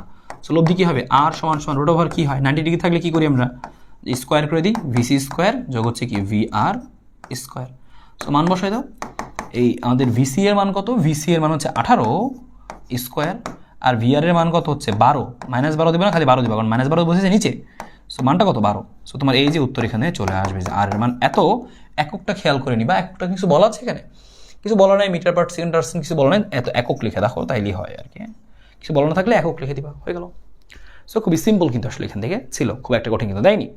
ঘ নম্বরটা আমাদের দেখা দরকার, ঘ নম্বরটা আমাদের কি জানি বলছে, ও দেখো এই যে দেখো এখান থেকে ওরা করছে, এদের করা আছে, তো ওরাও কিন্তু করছে অনেক সিস্টেমে চিত্রমিত্র আইকে উড়ে দিয়েছে। সো আলটিমেটলি 12 স্কোয়ার যোগ 18 স্কোয়ার এসছে, সহজভাবে শিখবো আমরা, হ্যাঁ। কারণ এগুলো দেখে একটা স্টুডেন্ট ভয় পেয়েছে, আল্লাহ কিছু বুঝতেছি না। তুমি আগে সহজভাবে শিখো, এখন 1 পা 2 পা ফেলা শুরু করবা, তখন তুমি না দৌড়াতে আসলে চেষ্টা করতে পারবো, তাই না? তখন তুমি সব ধরনের জিনিসগুলো আসলে শিখতে সাহসও হবে। তখন তুমি ম্যারাথন, তুমি হাঁটতেই পারো না, তুমি ম্যারাথন দেওয়ার চিন্তা ভাবনা করলে তো হবে না, আগে হাঁটতে শিখতে হবে, হাঁটতে শিখতে হবে। আমরা সেই হাঁটাহাঁটি কিন্তু শিখে ফেলছি, মোটামুটি সহজভাবে কনসেপ্টগুলো চিন্তা করতে শিখছি। এবার তুমি আরও ডেপতে যেতে পারবা, দৌড়তে পারবা, ম্যারাথন দিতে পারবা, হ্যাঁ, অলিম্পিকে যেতে পারবা। সো তার আগে হাঁটাটা শিখতে হবে। সো এভাবেই কিন্তু আমরা আগাচ্ছি। ফাইন। সো দেখো আমাদের উত্তর চলে আসবে কত, 21.63। এখন এবার আমাদের ঘ নাম্বারটা কি বলছে দেখি, ঘ নাম্বারটা আমাদের এখানে আছে। ঘ নাম্বারটা কি বলছে দেখো, যে উদ্দীপকের গাড়ির পিছনের গ্লাস বৃষ্টিতে ভিজবে কিনা। তাহলে আমি কীভাবে কী করবো, পিছনের গ্লাস বৃষ্টিতে ভিজবে কিনা, আমি এখানে আরেকটা পেজ নিয়ে নিচ্ছি। দেখো আমি অঙ্কগুলো ক্লিয়ার করে দিলে তোমার অনেক বেশি সুবিধা হবে, তুমি সব কিছু নিজেই তখন আসলে এখান থেকে বুঝতে পারবা যে অঙ্কগুলো কীভাবে আলটিমেটলি কীভাবে করতে আছে। বৃষ্টি সাদা নিয়ে কোনো সমস্যা থাকবে না। আমরা তাহলে এক কাজ করি, আচ্ছা এটা হয়ে গেছে, আমরা হচ্ছে এটুকু বাদ দিয়েই, সরি এটাও না, এটা কোথায় থাকুক। সো এবার দেখো আমাদের আলটিমেটলি কী বলতেছে, যে হঠাৎ এত বেগে বৃষ্টি পড়া শুরু করলো। সো উদ্দীপকের গাড়ির পেছনের গ্লাস বৃষ্টিতে ভিজবে কিনা। এবার তুমি কীভাবে কী করবা, দেখো এই যে বৃষ্টি পড়ছিল, আমি বৃষ্টিটাকে তো নিচে নিয়ে আসি, আমাদের বৃষ্টিটার কী অবস্থা, হ্যাঁ আমাদের বৃষ্টি বাবাজি হচ্ছে এভাবে আসে। তাহলে আলটিমেটলি বৃষ্টির লব্ধিবেগ কোনটা, আলটিমেটলি বৃষ্টির লব্ধিবেগ হচ্ছে এটা, তাই না। সেটা আমি কপি করে নিলাম এখান থেকে, দেখো এই যে এভাবে কিন্তু পড়তেছে। তো সে সামনের কাছে এভাবে পড়ছে, তাহলে সে কি খালি সামনেই পড়বে না, সে তো কি পিছনেও পড়বে, তাই না। সো পিছনে যখন পড়বে তাহলে এভাবে পড়বে। সো পিছনের কাছে যখন পড়বে, সে পিছনের কাছে কত কোণে পড়বে, সে হইতে পারে সেভাবে পড়তেছে, বা পিছনের কাছে পড়তেই আসে না, এভাবে পড়তেছে। সো আমরা দেখব যে এই পিছনের কাছে আসলে কত কোণে পড়ছে, কোনটা বের করবো, যে বৃষ্টি কত কোণে পড়ছে। সো বৃষ্টি উলম্বের সাথে কত কোণে পড়ছে এটা বের করবো। দেখো তুমি একটু চিন্তা করে, এখানে যে উলম্বের কোণটা, হ্যাঁ এখানে যে উলম্বের কোণটা, সামনে আর পিছনে কিন্তু একই জিনিস, প্যারা নাই। দেখো এই তুমি একটু খেয়াল করে দেখো, হ্যাঁ খেয়াল করে দেখো তুমি, দেখো এই যে এখানে যে জিনিসটা ছিল এরকম ছিল, তাই না, আমি এখানে ওই জিনিসটা আনলাম। সো আমি যখন অঙ্ক করে বের করব, দেখো এই তিনটা জিনিস একই, এই দাগটা খেয়াল করো, এই দাগটা খেয়াল করো, এই দাগটা খেয়াল করো, একই জিনিস। সো আমি যদি পরীক্ষায় এই জিনিসটা বের করে ফেলতে পারি, এটা মানেই তো আসলে এখানকার কোনটা, যে সামনের কাছে কত কোণে পড়বে, এত কোণেই পড়বে, পিছনের কাছে কত কোণে পড়বে, দেখো পিছনের কাছে আসলে এত কোণেই তো পড়তেছে, তাই না, এটাই সেটা। তো একটা হচ্ছে গাড়ির কাজ কত কীভাবে আছে, আরটা হচ্ছে কত কোণে বৃষ্টি পড়ছে। হলুদটা আমরা বের করতে যাচ্ছি, হলুদটা হচ্ছে আমাদের থিটা, সাদাটা আমাদের এখানে থিটা না, সাদা মানটা আমাদের প্রশ্নে দেওয়া আছে 30 ডিগ্রি, যে উলম্বের সাথে গাড়ির কোণটা হচ্ছে কত, 30 ডিগ্রি, গাড়ির কোণটা গাড়ির, হ্যাঁ। আর আমরা হলুদটা বের করতে যাচ্ছি, থিটা, আমাদের হলুদ হচ্ছে সেই থিটা। সো সবগুলো আমি থিটা আকারে লিখছি, এটা হচ্ছে আমাদের সেই হলুদ থিটা, হ্যাঁ আমরা থিটা বের করতে যাচ্ছি, কত কোণে বৃষ্টি পড়বে। সো আমরা একটু আগে শিখছি সেটা, যেহেতু কোনো কি নাই, যেহেতু কোনো এখানে কোনো বাতাস টাতাস নাই, তাহলে কি লিখবা, যে গাড়িতে উলম্বের সাথে বৃষ্টি পড়বে হচ্ছে ট্যান থিটা। আমি কিন্তু বলে দিয়েছিলাম থিটা মানে কার সাথে, উলম্বের সাথে, উলম্বের সাথেই চাইছে। সো ট্যান থিটা সমান কী হবে, শুধুমাত্র ভিসি বাই হচ্ছে ভিআর। সো বসাই দিয়ে তুমি এখান থেকে থিটা সমান সমান ট্যান ইনভার্স ভিসি এর মান কত, ভিসি হচ্ছে আমাদের 18, আর ভিআর কত, ভিআর হচ্ছে আমাদের এখানকার 12। সো ট্যান ইনভার্স 18/12 তুমি করো, করে দেখবা এখানকার মানটা আসলে কত আসে। সো আমরা একটু দেখি এখানে ট্যান ইনভার্স 18/12 মানটা লেখা আছে কিনা। সো ট্যান ইনভার্স 18/12 মানটা আমাদের লেখা নাই। সো আমরা হচ্ছে একটু দেখে আসি 18/12 আমাদের কোথাও লেখা আছে কিনা, 18/12, বা আমাদের হচ্ছে ক্যালকুলেটার আমাদের এখানে একটু নাই। সো আমরা একটু দেখে নিই, ট্যান ইনভার্স 18/12, 12, বা তুমি এখানে নিজেই একটু বসাই দাও না, ঠিক আছে, নিজে বসাই দাও, আমরা পেলাম না। সো তুমি এখানে নিজেই বসাই দিবা হচ্ছে 18/12। সো বুঝছো তো পুরো অঙ্ক, যে কী করতে হবে, কী করতে হবে না হবে সব থেকে বুঝছো। সো ট্যান ইনভার্স 18/12 একটু নিজেই তুমি দেখো কত আসে, হ্যাঁ এত ডিগ্রি সামথিং ডিগ্রি। এবার তুমি কি বলবা, হ্যাঁ এত কোণে আসলে বৃষ্টি পড়বে, কিন্তু বৃষ্টির এই পিছনের গ্লাস ভিজবে কিনা, দেখো বলছে এটাই প্রশ্ন, উদ্দীপকের গাড়িতে পিছনের গ্লাস ভিজবে কিনা। মনে করো কথার কথা আমি বললাম হচ্ছে এই কোণের মানটা, কথার কথা বলছি, কথার কথা, সাপোজ তুমি বাইর করে দেখো কত হয়। সাপোজ এই মানটা আসছে 40, দুই রকম মান হতে পারে, একে তো 30-এর থেকে বেশি, আর নয় 30-এর চেয়ে কম, যে কোনো একটা তো হবে, হয় 30-এর চেয়ে বেশি না 30-এর চেয়ে কম, যে কোনো একটা হতেই হবে। সো মনে করো 40 ডিগ্রি আসছে, মনে করো, তাহলে সেক্ষেত্রে কী হবে, আমি দুটোই বলে দিচ্ছি, যে মনে করো কথার কথা 40 ডিগ্রি আসছে, কথার কথা, তার মানে কি, দেখো গাড়ির কাজ হচ্ছে 30 ডিগ্রিতে আছে, আর বৃষ্টি পড়তেছে 40 ডিগ্রি, তার মানে কি বৃষ্টি কি একটু এমনি পড়তেছে না, দূরে সরে পড়তেছে না, তার মানে কি বৃষ্টি গাড়ির কাজ কি ভিজবে না। যদি এই মানটা আমাদের থিটার মানটা 30 ডিগ্রির চেয়ে বড় হয়, তাহলে কথা লিখে ফেলি আমরা, theta is greater than 30 degree হলে, হ্যাঁ 30 ডিগ্রি হলে পিছনের কাজ ভিজবে না, সামনের কাজ তো ভিজবেই, কিন্তু পিছনের কাজ ভিজবে না, কারণ পিছনের কাজ থেকে দূরে পড়তেছে, পিছনের কাজ ভিজবে না, শেষ। আর যদি আমাদের কি হয় এখানে, যদি আমরা দেখি এই থিটার মানটা কি হচ্ছে 30-এর চেয়ে কম হচ্ছে, এমন হইলো মনে করো না, আমাদের এখানে এটা হইলো না, হইলো কত 20 ডিগ্রি, হইতেই পারে। তো সেক্ষেত্রে কী হবে, 20 ডিগ্রিতে পড়া মানে তুমি চিন্তা করো, 20 ডিগ্রি পড়া মানে হচ্ছে এরকম, এটা যদি আমাদের 40 ডিগ্রি হয়, তাহলে 20 ডিগ্রি মানে কি, 20 ডিগ্রি অবশ্যই একটু কম, তার চেয়ে কম হবে, তার মনে এভাবে পড়তেছে। এটা যে 30-এর চেয়েও কমে পড়তেছে মনে করো, তার মানে তো 30-এর চেয়ে কম মানে এভাবে, তার মানে কিন্তু ঠিকই আসলে এভাবে কিন্তু আঘাত করবে, এই কাছে কিন্তু আঘাত করবে, তার মানে তখন কিন্তু বৃষ্টি পড়বে। তার মানে যদি কি হয় থিটার মানটা কি হয়, থিটার মান যদি কি হয়, থিটার মান হচ্ছে যদি 30 ডিগ্রি বড় হয়, মানে থিটার মান 30 যে কম হয়, তাহলে পিছনের কাজ ভিজবে। তাহলে তুমি নিজেই এবার সিদ্ধান্ত নিয়ে নিবা যে কত আসছে তোমার, সেই অনুযায়ী তুমি সিদ্ধান্ত নিয়ে নাও যে কত ডিগ্রি আসলো। তাহলে উত্তরটা আমি কিন্তু বলে দিচ্ছি, ঠিক আছে। সো এইভাবে তুমি অঙ্কগুলো আসলে খুব সহজে করে ফেলতে পারবে, খুব একটা প্যারা খেতে তোমাকে হবে না আসলে এখান থেকে। অন্য অঙ্কগুলো দেখো তুমি একইভাবে করতে পারবে, কোনো প্রবলেম নাই, ঠিক আছে। এটা আমাদের আসলে ঘ নয়, এটা হচ্ছে আমাদের ঘ। আচ্ছা, কোনো একদিন বৃষ্টি উলম্বভাবে 6 কিলোমিটার পার আওয়ার বেগে পতিত হচ্ছে। নাফিসা লক্ষ্য করলো রাস্তায় একজন লোক 4 কিলোমিটার পার আওয়ার বেগে হটিছে। এই তোমরা বলো হটিছে মানে কি? সে হাঁটছে, হ্যাঁ সে হাঁটছে, এই হাঁটছে রে হটিছে বানাই দিছে। সো এত বেগে সে হাঁটছে এবং অপরজন এত বেগে সাইকেলে যাচ্ছে, উভয়ের সাথে ভিন্ন ভিন্ন কোণে বাঁকাভাবে ধরা। সো বৃষ্টি পড়ছে এবং রাস্তায় হাঁটছে আর একজন সাইকেল চালাচ্ছে। ওকে, উদ্দীপকে হেঁটে চলা লোকের সাপেক্ষে পড়ন্ত বৃষ্টির লব্ধি বেগ কত? তাহলে কি লিখবা যে হেঁটে চলা লোক কত বেগে হেঁটে চলছে? 4 বেগে হটিছে, ঠিক আছে, 4 বেগে হটিছে। সো 4 বেগে হাঁটছে সে 4 কিলোমিটার পার আওয়ার, আর বৃষ্টি তো সোজাভাবে পড়তেছে, তাই না? সো বৃষ্টির বেগ কত? বৃষ্টির বেগ হচ্ছে 6 ভাবে বৃষ্টি পড়ে। তো আমরা খুব সহজে জানি কীভাবে বের করতে হয় সেক্ষেত্রে, যে কি করতে হয়, যে হাঁটছে যার সাপেক্ষে, হ্যাঁ, তো তাকে আমরা উল্টাই দিই, তাহলে সেক্ষেত্রে আমাদের 4টা এখন এদিকে চলে আসবে। তাহলে আলটিমেটলি লব্ধি হবে কোন দিকে? লব্ধি হবে এদিকে। সেক্ষেত্রে আমরা আর বের করি কীভাবে, মনে আছে যে এই যে লোকের বেগ মানে হচ্ছে সেই গাড়ির বেগ আর হচ্ছে বৃষ্টির বেগ, স্কোয়ার করে দিব, খুব সহজেই চলে আসবে। সেখান থেকে তুমি জাস্ট মানটা বসাই দাও, কোনো এখানে চিন্তা নাই, কারণ সবই কিন্তু 90 ডিগ্রিতে আছে, সো অবশ্যই এটাই হবে। সো একটা হচ্ছে 6 আর হচ্ছে কত 4, সো 4 স্কোয়ার যোগ হচ্ছে কত 6 স্কোয়ার। সুতরাং যা আসবে সেটাই হচ্ছে আমাদের এখানকার অ্যান্সার। একক কী হবে? কিলোমিটার পার আওয়ারে কিন্তু একক হবে, কিলোমিটার পার আওয়ার হবে সেখানে। সো গ নাম্বারটা খুবই সহজে বুঝে গেল। ঘ নাম্বারটাও তুমি দেখো একইভাবে অবশ্যই তুমি পারবা, যে হেঁটে চলন্ত লোকটির এবং সাইকেলের চলন্ত লোকটির একইভাবে বাঁকানো নয় কেন? তুমি ক্ষেত্রে বের করবা। তাহলে হেঁটে চলা লোকের ক্ষেত্রে তাহলে হেঁটে চলা লোকের ক্ষেত্রে তুমি কী করবা? থিটা লিখবা। থিটা সমান সমান tan inverse VC by VR, শেষ ভিসি বাই ভিআর। সো মান বসাই দাও, থিটা সমান সমান tan ইনভার্স ভিসি মান কত? ভিসি হচ্ছে আমাদের 6 আর ভিআর হচ্ছে কত, সরি বৃষ্টি জুড়ে পড়তেছে, আমাদের সেক্ষেত্রে ভিসি হচ্ছে 4 আর ভিআর হচ্ছে 6। এই যে মান বসাবো দেখো একটা মান আসবে, ঠিক আছে। এবার আমরা আরেকটা করি, যে এবার কি সাইকেলের ক্ষেত্রে, হ্যাঁ সাইকেলে চলন্ত, সো সাইকেলে যে আছে সে কত কোণে বেশি সাদা ধরবে? থিটা সমান সমান কী হবে? tan inverse VC by VR. VC কত? এই যে সেম আগের মতো সূত্র, ভিসি বাই ভিআর, কারণ বৃষ্টি তো বাতাস তো নাই, তার মানে দুইটাই হবে। সো tan ইনভার্স ভিসি কত? ভিসি হচ্ছে এবার সে 8-এ যাচ্ছে এবার সাইকেলে, আর বৃষ্টিতে হচ্ছে কত 6, 8/6। সো দেখবা দুইটার মান আলাদা আসবে, এই বলবা যে হ্যাঁ যেহেতু দুজনের থিটা আলাদা তাই দুজনকে আলাদা করেই ধরতে হবে, একই করে ধরতে হবে না, হয়ে গেল সিম্পল।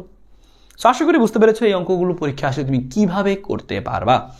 হ্যাঁ, এবার দেখো আরেকটা প্রশ্ন এখানে দেওয়া আছে, সিলেট বোর্ড 22 একটা প্রশ্ন কিন্তু এখানে দেওয়া আছে আমাদের এই বৃষ্টি নিয়ে। সো আমরা বৃষ্টির অঙ্কটা বেশি করবো, আর নদীর অঙ্ক আসলে পারা যাবে, সো নদীর অঙ্ক আমি করবো, কিন্তু তোমরা এখানে তোমাদের HW একটু বেশি থাকবে, ঠিক আছে। সো কোনো একদিন 10 মিটার পার সেকেন্ড বেগে খারাপভাবে বৃষ্টি পড়ছিল। এখন আমাদের এখান থেকে জিজ্ঞেস করছে কি, দেখো প্রশ্নটা পড়তে থাকি, আমি এখান থেকে প্রশ্নটা পড়তে থাকি তাহলে, যে কোনো একদিন 10 মিটার পার সেকেন্ড বেগে খারাপভাবে বৃষ্টি পড়ছিল এবং ওই সময় একজন ব্যক্তি 20 মিটার পার সেকেন্ড বেগে গাড়ি চালিয়ে যাচ্ছিলেন। গাড়ি দেওয়া আছে, গাড়ি চালক বৃষ্টির বেগ কত পরিলক্ষিত করবেন? মানে গাড়ি চালকের সাপেক্ষে বৃষ্টির বেগ। সো কী করবো? খুবই সিম্পল, সো জাস্ট একটু আগে যে আমরা করলাম সেই একইভাবে আমাদের কী হবে সেখানে, একইভাবে খেয়াল করে দেখো একটু আগে। সো আমরা গাড়ি চালকের ক্ষেত্রে সেটা আমরা করে ফেলে আসো, কী বলছে আমাদের এখানে, গাড়ি চালানো বৃষ্টির বেগ। সো সেই গাড়ি চালায় যাচ্ছে কত বেগে? গাড়ি চালায় যাচ্ছে সে হচ্ছে 20 বেগে। তাহলে তার বেগটাকে উল্টাইতে হবে, কারণ তার সাপেক্ষে বেগ, তাহলে -20 কোন দিকে? 20 উল্টাইলে কোন দিকে আসবে? উল্টাইলে আসবে হচ্ছে এইদিকে, হ্যাঁ। আর বৃষ্টি পড়ছে খাড়া নিচের দিকে, বৃষ্টি পড়ছে খাড়া নিচের দিকে, কত 10 বেগে খাড়া বৃষ্টি পড়ছে।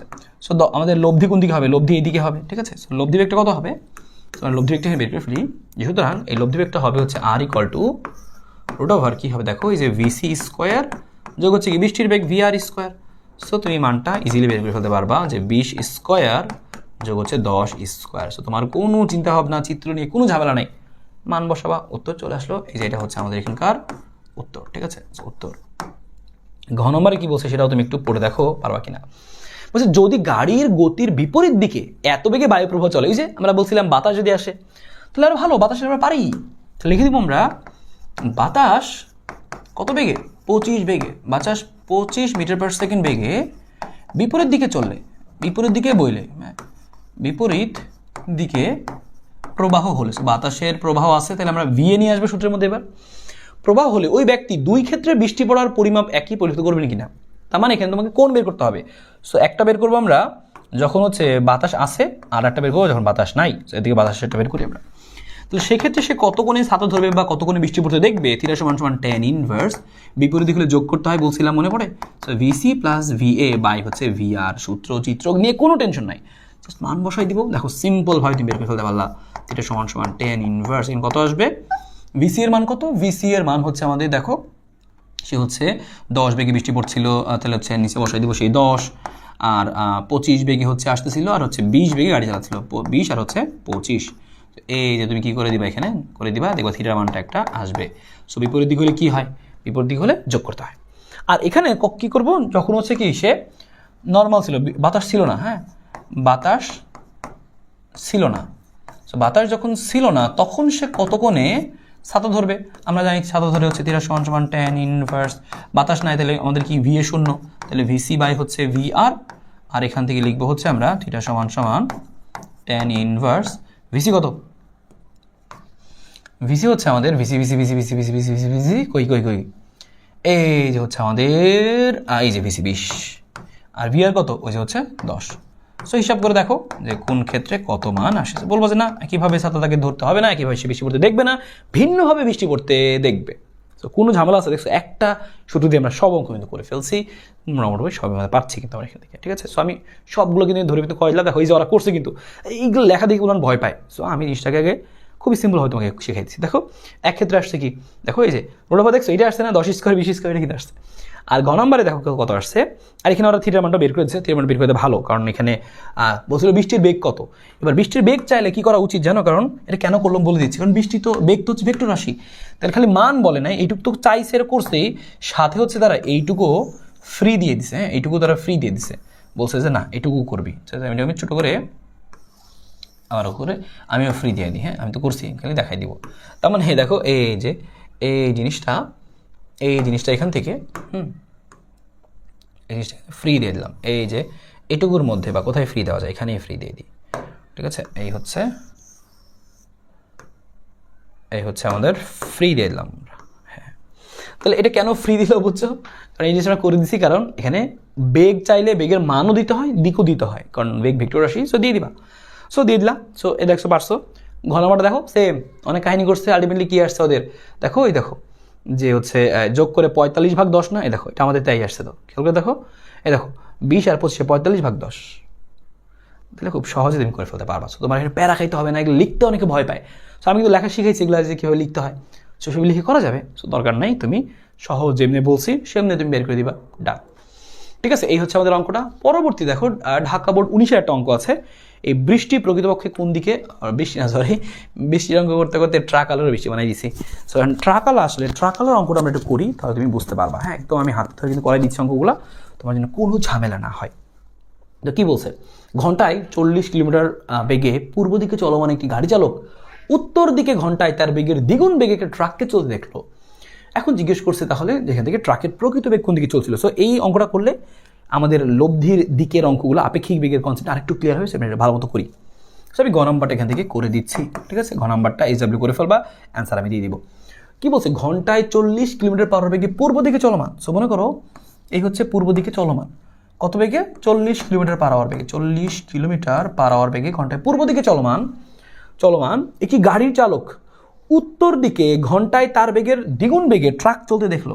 তাহলে সে দেখলো ট্রাক এদিকে চলছে, এটা কার বেগ, এটা হচ্ছে একটা গাড়ি চালক, হ্যাঁ এত বেগে পূর্ব দিকে চলো, এটা গাড়ির চালক। সো গাড়ি চালক মানে কি, ভিসি, হচ্ছে ভিসি এর মান। আর সে দেখলো উত্তর দিকে একটা গাড়ি যেতেছে এবং সেটা কত, ট্রাক যেতেছে তার দ্বিগুণ বেগে, এটা 40 হয়, তাহলে এটা আমাদের কত হবে 80 কিলোমিটার পার আওয়ার। তাহলে এটা কি আমরা গাড়ির বেগ লিখবো, যদি গাড়ির বেগ লিখি তাহলে ভুল হবে, কারণ চাইছি তো গাড়ির বেগ, তাহলে কি গাড়ির বেগ আসলে 80 না, এটা গাড়ির বেগ আসলে না, এটা কিসের বেগ, এটা হচ্ছে এই যে গাড়ি চালক যে ছিল, এই গাড়ি চালকের সাপেক্ষে, এটা গাড়ি চালকের সাপেক্ষে ট্রাকের বেগ। কারণ তুমি খেয়াল করো, কারণ সে যাইতে দেখলো, এই গাড়ি চালক দেখলো, দেখো পূর্ব দিকে চলনো একটি গাড়িকে এত বেগে চলতে দেখলো, তার মানে সে দেখছে, হিসাব করছে কে, গাড়ি চালক ট্রাককে যাইতে দেখছে, তাহলে চালকের সাপেক্ষে ট্রাকের বেগ। সো বেগটা আসলে ট্রাকের, কিন্তু কার সাপেক্ষে? চালকের সাপেক্ষে। তার মানে এটা হচ্ছে কি মান? ভিটিসি। তাহলে একটু আগে আমরা লেখা শিখছি যে ভাই এভাবে আপেক্ষিক বেগ থাকলে লিখে কীভাবে, ভিটিসি কীভাবে লেখে বলছিলাম যে যার সাপেক্ষে বেগ তাকে আমরা উল্টায় মাইনাস করে দিব, উল্টায় যোগ করে দিব, অথবা ডাইরেক্ট মাইনাস করে দিব, শেষ। কার সাপেক্ষে বেগ? গাড়ির চালকের সাপেক্ষে বেগ, তাহলে গাড়ি চালকটাকে মাইনাস করে দিচ্ছি, সহজ বাংলা। এবার আমার দরকার ট্রাকের বেগ, তাহলে আমরা কী করবো? এই জিনিসটাকে এ পাশে নিয়ে আসবো। তাহলে এখানে আমি লিখতে পারি না ভিটি সমান কি লিখতে পারি? চালিয়ে লিখতে পারি যে ভিটিসি, আর এটা মাইনাস আছে এ পাশে লিখে যাবে, প্লাস হয়ে যাবে, তো ভিসি। এটার মান তোমাকে বের করতে বলছে যে বাবা যেটা মান বের করো, এই যে মান বের করো, একটু আগেই শিখাইছি এরকম মডুলাসের মান কেন বের করতে হয়। এই যে রুট ওভার করে দিব, রুট ওভার এখানে যেটা আছে সেটা আমি নিব ভিটিসি, তাহলে ভিটিসি স্কোয়ার যোগ কী হবে? ভিসি স্কোয়ার যোগ কী হবে? ভি টু ভিটিসি ভিসি সাথে হচ্ছে কজ আলফা, আলফা মান কত? 90 ডিগ্রি। বুঝলাম কেমনে? এই দেখো 90, এখানে বলা ছিল যে ভিটিসি আর ভিসি এর মধ্যবর্তী কোণ কত, দেখো দেখো ভিটিসি আর ভিসি, এই ভিটিসি আর ভিসির মধ্যবর্তী কোণ কত ডিগ্রি? 90 ডিগ্রি। একটা পূর্বে একটা উত্তর 90 ডিগ্রি। সো তুমি পুরোটা যদি বসাই দাও তাহলে এই মানটা আসবে হচ্ছে, খেয়াল করে দেখবা, এই ভিটিসি এর মানটা হচ্ছে 80, তাহলে 80 স্কোয়ার, আর এখানে আমাদের ভিসি আসবে কত? 40 স্কোয়ার, শেষ। এটাই উত্তর, আসলে এটাই উত্তর হয়ে গেল।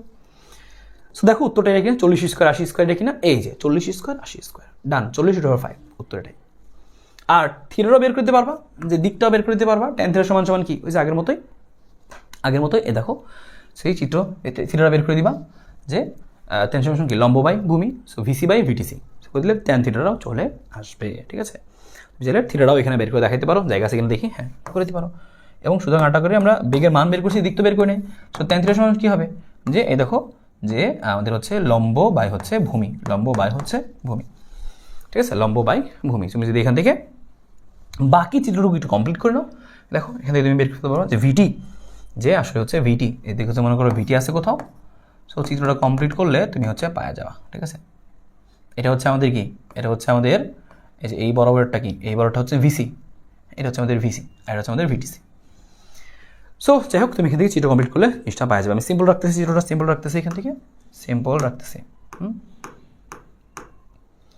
ওকে, ঠিক আছে, থাকলো আমাদের ট্যান থিটা বের করে রাখলাম আমরা, সমস্যা নেই। ওকে, আর ঘন আমরা এখান থেকে দেখে ফেলবা। এখান থেকে হচ্ছে একটা ক্রস গুণ করতে হবে, ক্রস গুণের অঙ্ক ছিল, সেই অঙ্কটা একটু প্রশ্নে ভুল আসছিল বিগত বছর আর কি আসলে, হ্যাঁ। সো ওকে, এবং এরপরে আমাদের আরেকটা অঙ্ক আছে রাজশাহী বোর্ড 19, তাহলে কিন্তু আমাদের এখানকার এই বৃষ্টি সাজার সমস্ত অঙ্কগুলি শেষ। সো রাজশাহী বোর্ড 19-এর অঙ্কটা আমরা চলো এবার একটু দেখে ফেলি যে এখানে আমাদের কি বলছে। তাহলে আমাদের এই বৃষ্টি সাজার লাস্ট অঙ্ক। সো এই অঙ্কটাও চলো আমরা এখান থেকে করে ফেলি। কি বলা আছে যে 30 ডিগ্রি কোণে আনত একটি পাহাড়ের ঢাল বয়ে 72 কিলোমিটার সমবেগে একটি বাস উপরে উঠছে, এমন সময় হঠাৎ বৃষ্টি 6 মিটার পার সেকেন্ড সমবেগে খাড়া নিচের দিকে পড়তে শুরু করলো। বৃষ্টি যখন প্রায় শেষ তখন আনুভূমিকভাবে বায়ুপ্রবাহ শুরু হলো। যে শুরুতে বাস চালক কতক্ষণে বৃষ্টি পড়তে দেখবে, তাহলে শুরুতে বাস চালকে কতক্ষণে বৃষ্টি পড়তে দেখবে সেটা বের করতে হবে। শুরুতে চলো আমরা চিত্রটা একটু এঁকে নিই যে আমাদের কি আছে। দেখো এই হচ্ছে আমাদের একটা 30 ডিগ্রি কোণে আনত, 30 ডিগ্রি কোণে আনত একটা কি আছে এখানে তল আছে, আর এটা বেয়ে কি হচ্ছে সোজা কি হচ্ছে যে এই তল বেয়ে একটা বাস উঠছে উপরের দিকে, ঠিক আছে, ভালো। এবার আনুভূমিকভাবে বৃষ্টি কি বলছে শুরুতে, মানে যখন বৃষ্টি পড়তেছে কিন্তু বায়ু যখন পড়ছে না তখন। সো এমন সময় হঠাৎ বৃষ্টি ছয়ে পড়লো। সো হঠাৎ করে বৃষ্টি পড়া শুরু করছে, খেয়াল করো এখানে হঠাৎ বৃষ্টি পড়ছে। সো বৃষ্টি কোন দিকে পড়ছে দেখো, যে হঠাৎ করে বৃষ্টি এত বেগে সমবেগে খাড়া নিচের দিকে পড়তে শুরু করলো। তো সমবেগে খাড়া নিচের দিকে বৃষ্টি পড়তে শুরু করলো হচ্ছে এভাবে, যে বৃষ্টি খাড়া নিচের দিকে পড়ছে হবে, হ্যাঁ। তো বৃষ্টি খাড়া নিচের দিকে পড়ছে, এই দেখলাম যে হচ্ছে বৃষ্টি পড়ছে আমাদের, হ্যাঁ। এটা হচ্ছে আমাদের কি বৃষ্টি পড়ছে, বৃষ্টি পড়ছে। তাহলে বৃষ্টি নিচের দিকে পড়ছে, তাহলে আমি যদি একটু ভেক্টর লিখতে চাই তাহলে কি লিখবো?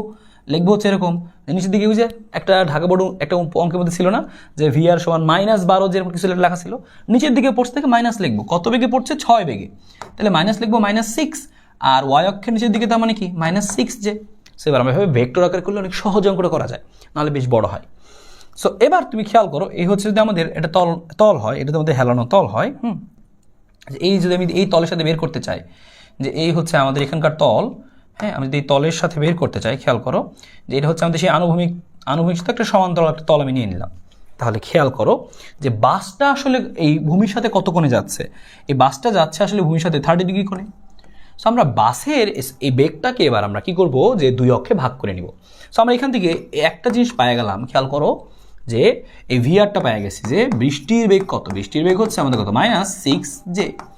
এবার আমরা লিখবো হচ্ছে বাসের বেগ মানে ভিবি, সেটাকে আমরা ভাগ করে নিব।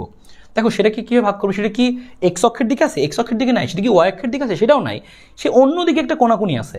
যে দেখো আনুভূমিকের সাথে সে একটা কোণ করে যাচ্ছে, তাহলে আমরা তাকে দুটো উপাংশে ভাগ করে নিব। কীভাবে ভাগ করবো দেখো, তাহলে আমরা এক্ষেত্রে এভাবে লিখবো যে আনুভূমিক দিকে উপাংশ নেওয়ার জন্য কী করবো আমরা cos থিটা নিব। তাহলে ভিবি cos থিটা সাথে দিব আই ক্যাপ, তাহলে চলে আসবে এক্স অক্ষের দিকের মানটা। আর ঠিক উলম্ব দিকে অর্থাৎ ওয়াই অক্ষের দিকে মানটা নেওয়ার জন্য কী করবো, ভিবি সাইন থিটা লিখবো, সাথে দিব হচ্ছে জে ক্যাপ।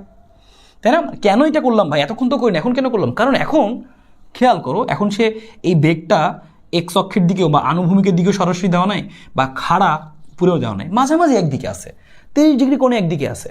তাহলে আমরা এই 30 ডিগ্রিটাকে আমরা এক্স অক্ষের দিকে কত হয়, খাড়ার দিকে কত হয়, সেটাতে ভেঙে ফেলবো। সো ভাঙলে কী হয় খেয়াল করো, যে আমাদের এই বেগের মানটা কত আসে, ভিবির মানটা কত, যে আমাদের দেওয়া আছে 72 কিলোমিটার পার আওয়ার বেগে যাচ্ছিল। আর 72 কিলোমিটার পার আওয়ার মানে কি আসলে, যে এই বেগের মানটা কত আসলে, যে 72 এটাকে মিটার পার সেকেন্ড বানালে আসবে কত, 20 আসবে, 20। তাহলে আমরা এখানে 20টা বসাই দিব। তাহলে ভি বসাচ্ছে আমরা কত, 20, এখানে cos থিটা, থিটা কত 30 ডিগ্রি, ভিবি cos 30 সাথে আই, সেম একইভাবে 20 sin 30 সাথে হচ্ছে জে, sin 30 লিখে নিই আমরা আগে, sin 30 সাথে হচ্ছে আমাদের কত, জে। কত আসবে তুমি একটু খেয়াল করে নাও, যে ভিবি এই মানটা আমাদের আসবে হচ্ছে cos 30 আসবে কত আমাদের √3/2 কাটাতে করলে কত আসবে আমাদের, যে 10 সাথে আসতেছে √3 সাথে হচ্ছে আই। এখানে sin 30 মধ্যে আসলো কত, sin 30 মধ্যে আসবে হচ্ছে হাফ, তাহলে আসবে হচ্ছে শুধুমাত্র কত আসবে, যে 10 সাথে আসবে 10 জে। তাহলে আমি কিন্তু মান বের করে ফেললাম যে ভিআর এবং হচ্ছে ভিবি। আমাকে বের করতে বলছিল বাস চালক কত কোণে বৃষ্টি পড়তে দেখবে, তাহলে বাস চালকের সাপেক্ষে বৃষ্টির বেগ। তাহলে লিখে নিচ্ছি আমরা যে বাস চালকের সাপেক্ষে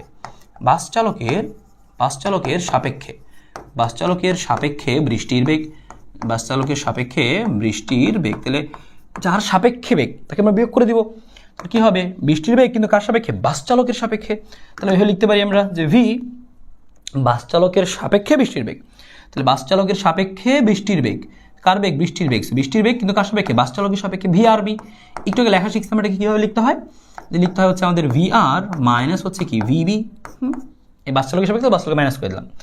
এবার আমরা এখানে যেই দেখো ভেক্টরগুলো দেওয়া আছে বিয়োগ করে দিব সরাসরি, কারণ ভেক্টর আকারে আছে, এখানে ভ্যালু দিয়ে আমরা কাজ করছি না এখানে, কারণ উপাংশ আছে আমাদের এখানে, সরাসরি মান পাচ্ছি না আমরা এবার করতে। তো উপাংশ দিয়ে করি, ভিআর এর মানটা কত দেখো লেখা আছে 6j, তাহলে বসাই দিচ্ছি আমরা এখানে যে 6j মাইনাস হচ্ছে কত ভিবি, এই যে মাইনাস কত আছে আমাদের এখানে, যে এই যে হচ্ছে 10√3 I cap minus 10j cap. দেখো এই যে হিসাব করলে কিন্তু আমি একটা জিনিস পেয়ে গেছি, আমি একটু ছোটো করে নিই, তাহলে আমাদের হিসাবটা এই এক পেজে আমরা দেখাতে পারলে ভালো। সো এটা তুমি বুঝছো, এটা আমি একটু ছোটো করে রাখি, এখান থেকে ছোটো করে রাখি, এটা আমাদের বৃষ্টির ছিল আর কি, হ্যাঁ বৃষ্টির। তারপরে আমরা এই জিনিসটাও একটু এখান থেকে বুঝে গেছি, ছোটো করে দেওয়া যেতে পারে। এটা আমাদের ছিল, এটা ছিল আমাদের হচ্ছে সেই বাস চালকেরটা। আর এইবার আমরা যে বিয়োগ করে পেয়ে গেলাম কি, বিয়োগ করে পেয়ে গেলাম হচ্ছে আমাদের আলটিমেটলি বাস চালকের সাপেক্ষে বৃষ্টির বেগের আমরা দেখো ভেক্টর পেয়ে গেলাম, পরে মান বের করবো, সমস্যা নেই। হ্যাঁ আমি এখানে দিকে চাপাই দিচ্ছি। তো দেখো এখানে হিসাব করলে আমাদের কত আসে, এখানে আলটিমেটলি আমাদের হিসাব করলে আসতেছে হচ্ছে যে 6j মাইনাস 10j মানে কত, -16j। আমি আগে আইটা লিখি, -10√3 সাথে হচ্ছে আই ক্যাপ -10 -10। আর আমাদের এখানে কত হচ্ছে, ও একটা জিনিস খেয়াল করো, যে আমাদের এখানে ছিল কি ভিআর কিন্তু -6j ছিল, সরি মাইনাসটা মিস্টেক হয়েছে। সো এই মাইনাস এখানে আমাদের হচ্ছে কি মাইনাস, এবং হচ্ছে মাইনাস মানে কত, -16j। এখন তোমাকে বলছে যে বেগের মান যদি জিজ্ঞেস করে, কত কোণে জিজ্ঞেস করছে, কোন বের করতে পারবো আমরা। আর বেগের মানও যদি তুমি বের করতে চাও, তুমি কিন্তু এখানে বের করে ফেলতে পারবা এই জায়গাটার মধ্যে, যে মান বের করতে। আমি সরাসরি tan থিটা বের দিক বের করতে বলছি, থিটা বের করি, থিটার সময় কি আসবে, তাও কি আসে আমাদের, যে সময় কি লম্ব বাই ভূমি, তাই না। তুমি এখান থেকে কী করবা, দেখো এই কাজটা তুমি করবা, দেখো এ হচ্ছে আমাদের বৃষ্টি পড়ছে, এটা আমাদের জে, আর আমাদের কি -i, উলম্বের সাথে করলে কি হয়, tan থিটা সমান লম্ব বাই ভূমি। চিত্রটা তুমি যদি এঁকে নাও তাহলে বুঝতে পারবা, চিত্রটা একটু এখানে এঁকে দেখায়। দেখো হচ্ছে -10, তার মানে এই দিকে থাকবে আমাদের i, আর -j থাকবে হচ্ছে আমাদের কি নিচের দিকে। আমরা বের করতে চাই যদি উলম্বের সাথে কত কোণ পড়বে, তাহলে এটা আমাদের থিটা। তাহলে থিটার বিরুদ্ধে লম্ব, লম্ব কোনটা হচ্ছে, এই যে এটাই হচ্ছে লম্ব, মানে -10√3, তাই মাইনাসটা বাদ দিচ্ছি আমরা, ভ্যালু কিন্তু আমাদের -10√3, আমরা শুধু ভ্যালু নিব, কারণ এই মাইনাস তো এদিকে বোঝানোর জন্য হয়েছে। তাহলে 10√3, তাহলে আমাদের কি আসবে, 10√3 ভাগ কত আসবে, ভাগ হচ্ছে আসবে 16, নিচের দিকে থাকলে শুধু 16টাই নিব। সো এখানে হিসাব করে তুমি কি বের করে ফেলতে পারবা, এখান থেকে থিটা বের করে ফেলতে পারবা। দেখো থিটার মানটা কত আসে, শেষ হয়ে গেল। সো এইভাবে তুমি কিন্তু করে ফেলতে পারো, সেটা আমরা লাস্টে রাখছি যেন অনেকেই একদম লাস্টে গিয়ে তুমি জিনিসটা বুঝতে পারো, ঠিক আছে। সো ভিআর বের করলাম, ভিবি বের করলাম। সো দুইটা জিনিস ছিল আমাদের, ভিআর ভিবি। কেন এখানে উপাংশ বের করছি বলছি, কারণ এখানে সরাসরি এক্স অক্ষের দিকে বা ওয়াই অক্ষের দিকে আমাদের এই বাস চালকের মান ছিল না। সো আমরা এক্স অক্ষের দিকে ওয়াই অক্ষের দিকে বের করে নিলাম, পরে আমরা আপেক্ষিক বেগ বের করলাম। সো বুঝতে পেরেছি। পরবর্তীটা খেয়াল করো তুমি, দেখো এই যে ঘ নম্বরটা, বায়ু প্রবাহের দরুন বাস চালক খাড়া নিচের দিকে বেশি পড়তে দেখলে বায়ু প্রবাহের প্রকৃত মান অধিক কত। তাহলে এবার খেয়াল করো, আমি জানি না বাতাসের বেগ কত, আমি লিখে দিলাম, ধরি বাতাসের বেগ হচ্ছে VW, ওয়াইন্ড এর ভেলোসিটি, এবং সেটা বলছে কি দেখো আনুভূমিকভাবে বওয়া শুরু করছিল, এই জন্য আমি লিখে দিচ্ছি আনুভূমিক যেহেতু বইতেছিল, তাহলে আমি কি ধরছি যে VW সাথে হচ্ছে আমি আই ধরছি, আই ক্যাপ এক্স অক্ষের দিকে যাইতেছিল। তার মানে বলছে বাস চালকের সাপেক্ষে বৃষ্টির বেগ। আমি বের করতে চাই এখন এটাই, যে বাস চালক কত বেগে বৃষ্টি পড়তে দেখলো, বাস চালকের সাপেক্ষে। তাহলে বাস চালকের সাপেক্ষে কী হবে দেখো, যার সাপেক্ষে বেগ তাকে আমরা বিয়োগ করে দিব। সো ভিআর ভিডাব্লিউ ছিল, আমরা এই ভিবিটাকে বিয়োগ করে দিলাম, ডান। এবার আমি যদি মান বসাই, দেখো ভিআর এর মান কত, ভিআর এর মান তুমি একটু দেখছো, ভিআর এর মানটা আমি একটু বসাই দিই। দেখো ভিআর এর মানটা আমাদের কী ছিল, এখানে নিচের দিকে ছিল, তাহলে -6 যে, আর ভিডাব্লিউ এর মান তো আমরা মাত্রই ধরলাম, এই যে ভিডাব্লিউ মানটাকে ধরছি কত, VWI। সো VWI, এই তিনটা মান আমরা এখন বসাই দেবো এখানে। আর ভিবি এর মানটা তো আমরা ওই পেজ থেকে বের করলাম, যে -10, চেক দিয়ে নিই আমরা একটু এখানে, -10, হ্যাঁ ভিবি কত 10√3, যে 10√3 + 10, যে এটাই আমরা লিখে দিচ্ছি এখানে, যে মাইনাস না এখানে, যেখানে আমাদের কথা হবে শুধু 10√3 সাথে হচ্ছে আই যোগ হচ্ছে 6 না 10 যোগ হচ্ছে 10, যে এই যে তিনটা মান আমরা পাইছিলাম, এই তিনটা মান তুমি এখানে বসাই দিবা। বসায় বিয়োগ করে আমরা কি করব, যে এক্স এর আর মানে আই এর আর জে এরগুলো একসাথে নিব। আরেকটা জিনিস খেয়াল করো, বাস চালকের সাপেক্ষে বৃষ্টির বেগটা কত হবে। সে বলছিল বৃষ্টিকে সে কী পড়তে দেখলো, সে নিচের দিকে বৃষ্টি পড়তে দেখলো, হ্যাঁ তার মানে সে নিচের দিকে বৃষ্টি পড়তে দেখলো, নিচের দিকে বৃষ্টিকে পড়তে দেখলো। বৃষ্টির বেগটা কোন দিকে, নিচের দিকে। তার মানে হচ্ছে কত, যে সামথিং কিছু একটা ভ্যালু তার সাথে হচ্ছে জে থাকবে, নিচের দিকে মানে কি -জে। আর নিচের দিকে যেহেতু বৃষ্টি পড়ছে, তাহলে কি আমাদের এক্স এর কোনো কম্পোনেন্ট থাকবে না, তার মানে হবে 0I, কারণ ওয়াই এর জে এর দিকে কোনো তো আই থাকে না, তো 0 লিখছি আমি। তার মানে সে বৃষ্টি যে পড়তে দেখলো, সে বৃষ্টির দিকটা হবে কত, 0 - YJ। নিচের দিকে তো খালি জে থাকে, -YJ লিখলে হইতো, কিন্তু আয়ের কোনো কম্পোনেন্ট নাই, আমরা তাহলে কত লিখবো, 0 লিখবো, দরকার আছে এখানে। তাহলে আমাদের কাজ কি, এখানে তিনটা মান তুমি এখানে বসাই দিবা, এই তিনটা মান তুমি এখানে বসাই দিবা, আর এই বৃষ্টির বেগের জায়গায় বসাই দেবো কত, 0I - YJ।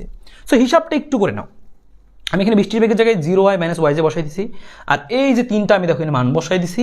মান বসায় কি করছি, আয়ের গুলো একসাথে কমন নিছি, জে এর গুলা একসাথে কমন নিছি, আমি পাইছি হচ্ছে এতটুকু জিনিস। আর এখানে 0I - YJ। আমাদের মেনলি দরকার ছিল কি, যে বাস চালক এই বৃষ্টি বেগ তারা চাইছিল। বৃষ্টি বেগ কী করবো আমরা, দেখো আয়ের আগে সহগ হচ্ছে 0, আর এখানে আয়ের আগে সহগ হচ্ছে এই যে এইটুকু। তাহলে প্রশ্ন মতে আয়ের সহগ 0 = এত, এটা সহগ, এটাকে অবশ্যই 0 হইতে হবে যদি সমান হইতে হয়। তাহলে এটা সমান 0, তাহলে এটা সমান 0 বসাইলে দেখো বেগের মানটা চলে আসে 10√3, শেষ।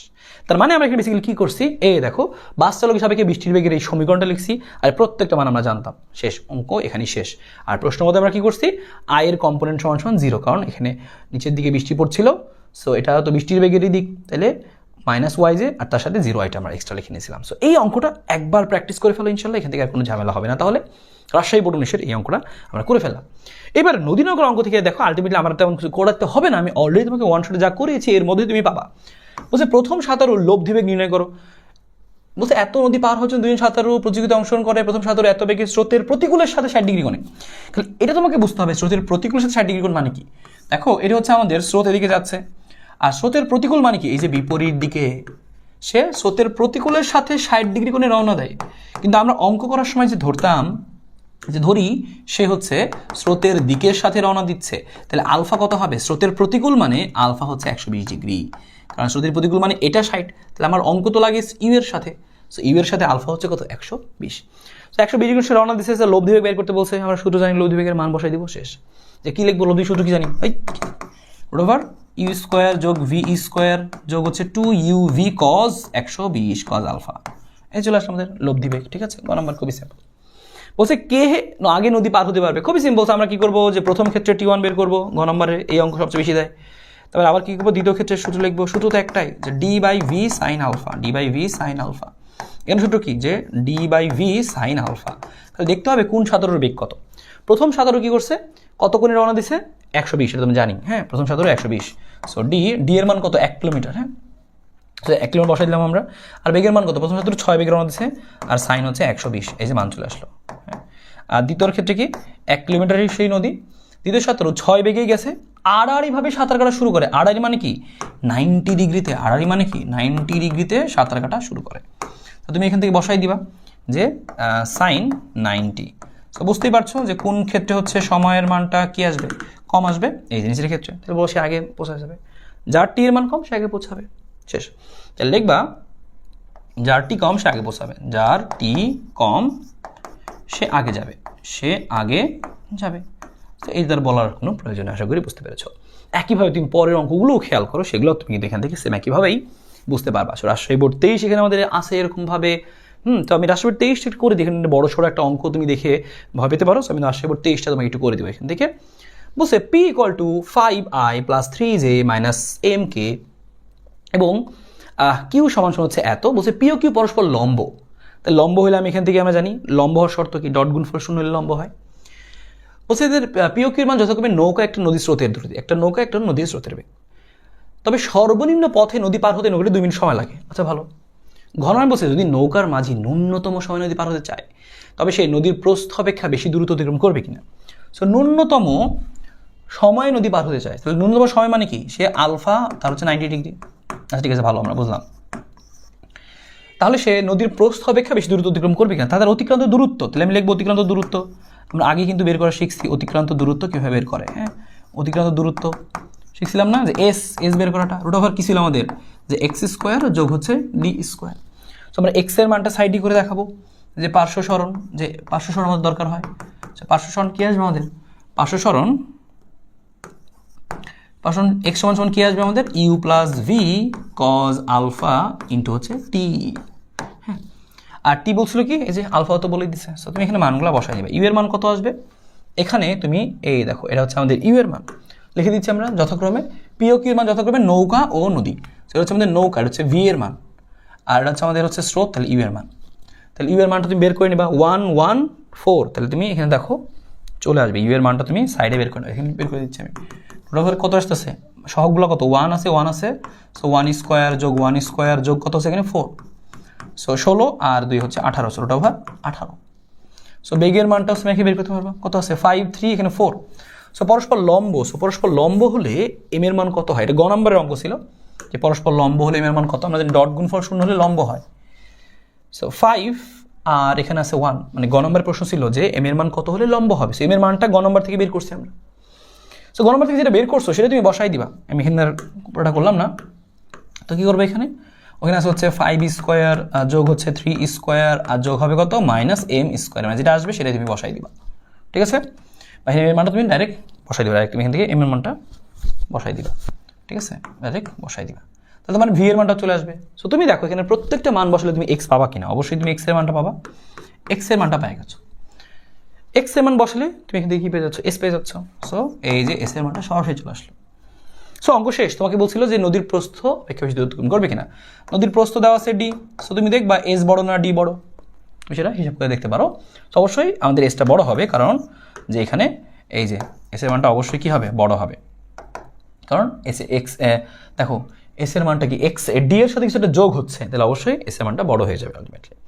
তো তুমি এই কাজটাই করবা, তাহলে সহজে করে ফেলতে পারবা। ঠিক আছে, সো এখানে ভিন্নভাবে করা আছে, বড় করে করা আছে। তুমি এই যে সহজ যেভাবে বললাম এভাবে তুমি করে ফেলতে পারবা, কোনো সমস্যা নাই। ঠিক আছে, করে তুমি মিলাই ফেলবা। সো এখানে একটা প্রশ্ন আছে চট্টগ্রাম 23, এই অঙ্কটা এখান থেকে দেখে ফেলবা, দেখবা এখান থেকে অঙ্কটা তুমি করতে পারছো, খুব একটা বেড়া না এখান থেকে।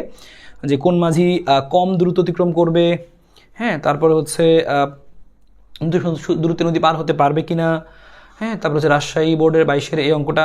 সো যদি তুমি এই অঙ্কটা একটু প্যারা খাও, কোনো এখানকার কোনোটা অঙ্কের মধ্যে আর্কাইভে কিন্তু এই প্রত্যেকটা অঙ্কই করে দেওয়া আছে, যে তোমার কোনো দরকার হয় যে ভাই আমি এটা বুঝতেছি না। সো প্রত্যেকটাই বুঝবা যে আলফার কত হলে সোজাসুজি পার হবে, আলফা বের করা শিখছি, কে আগে জিতবে, আমরা এখানে টি এর মান বের করি। সো এই প্রত্যেকটা তুমি দেখবে এখান থেকে করতে পারছো।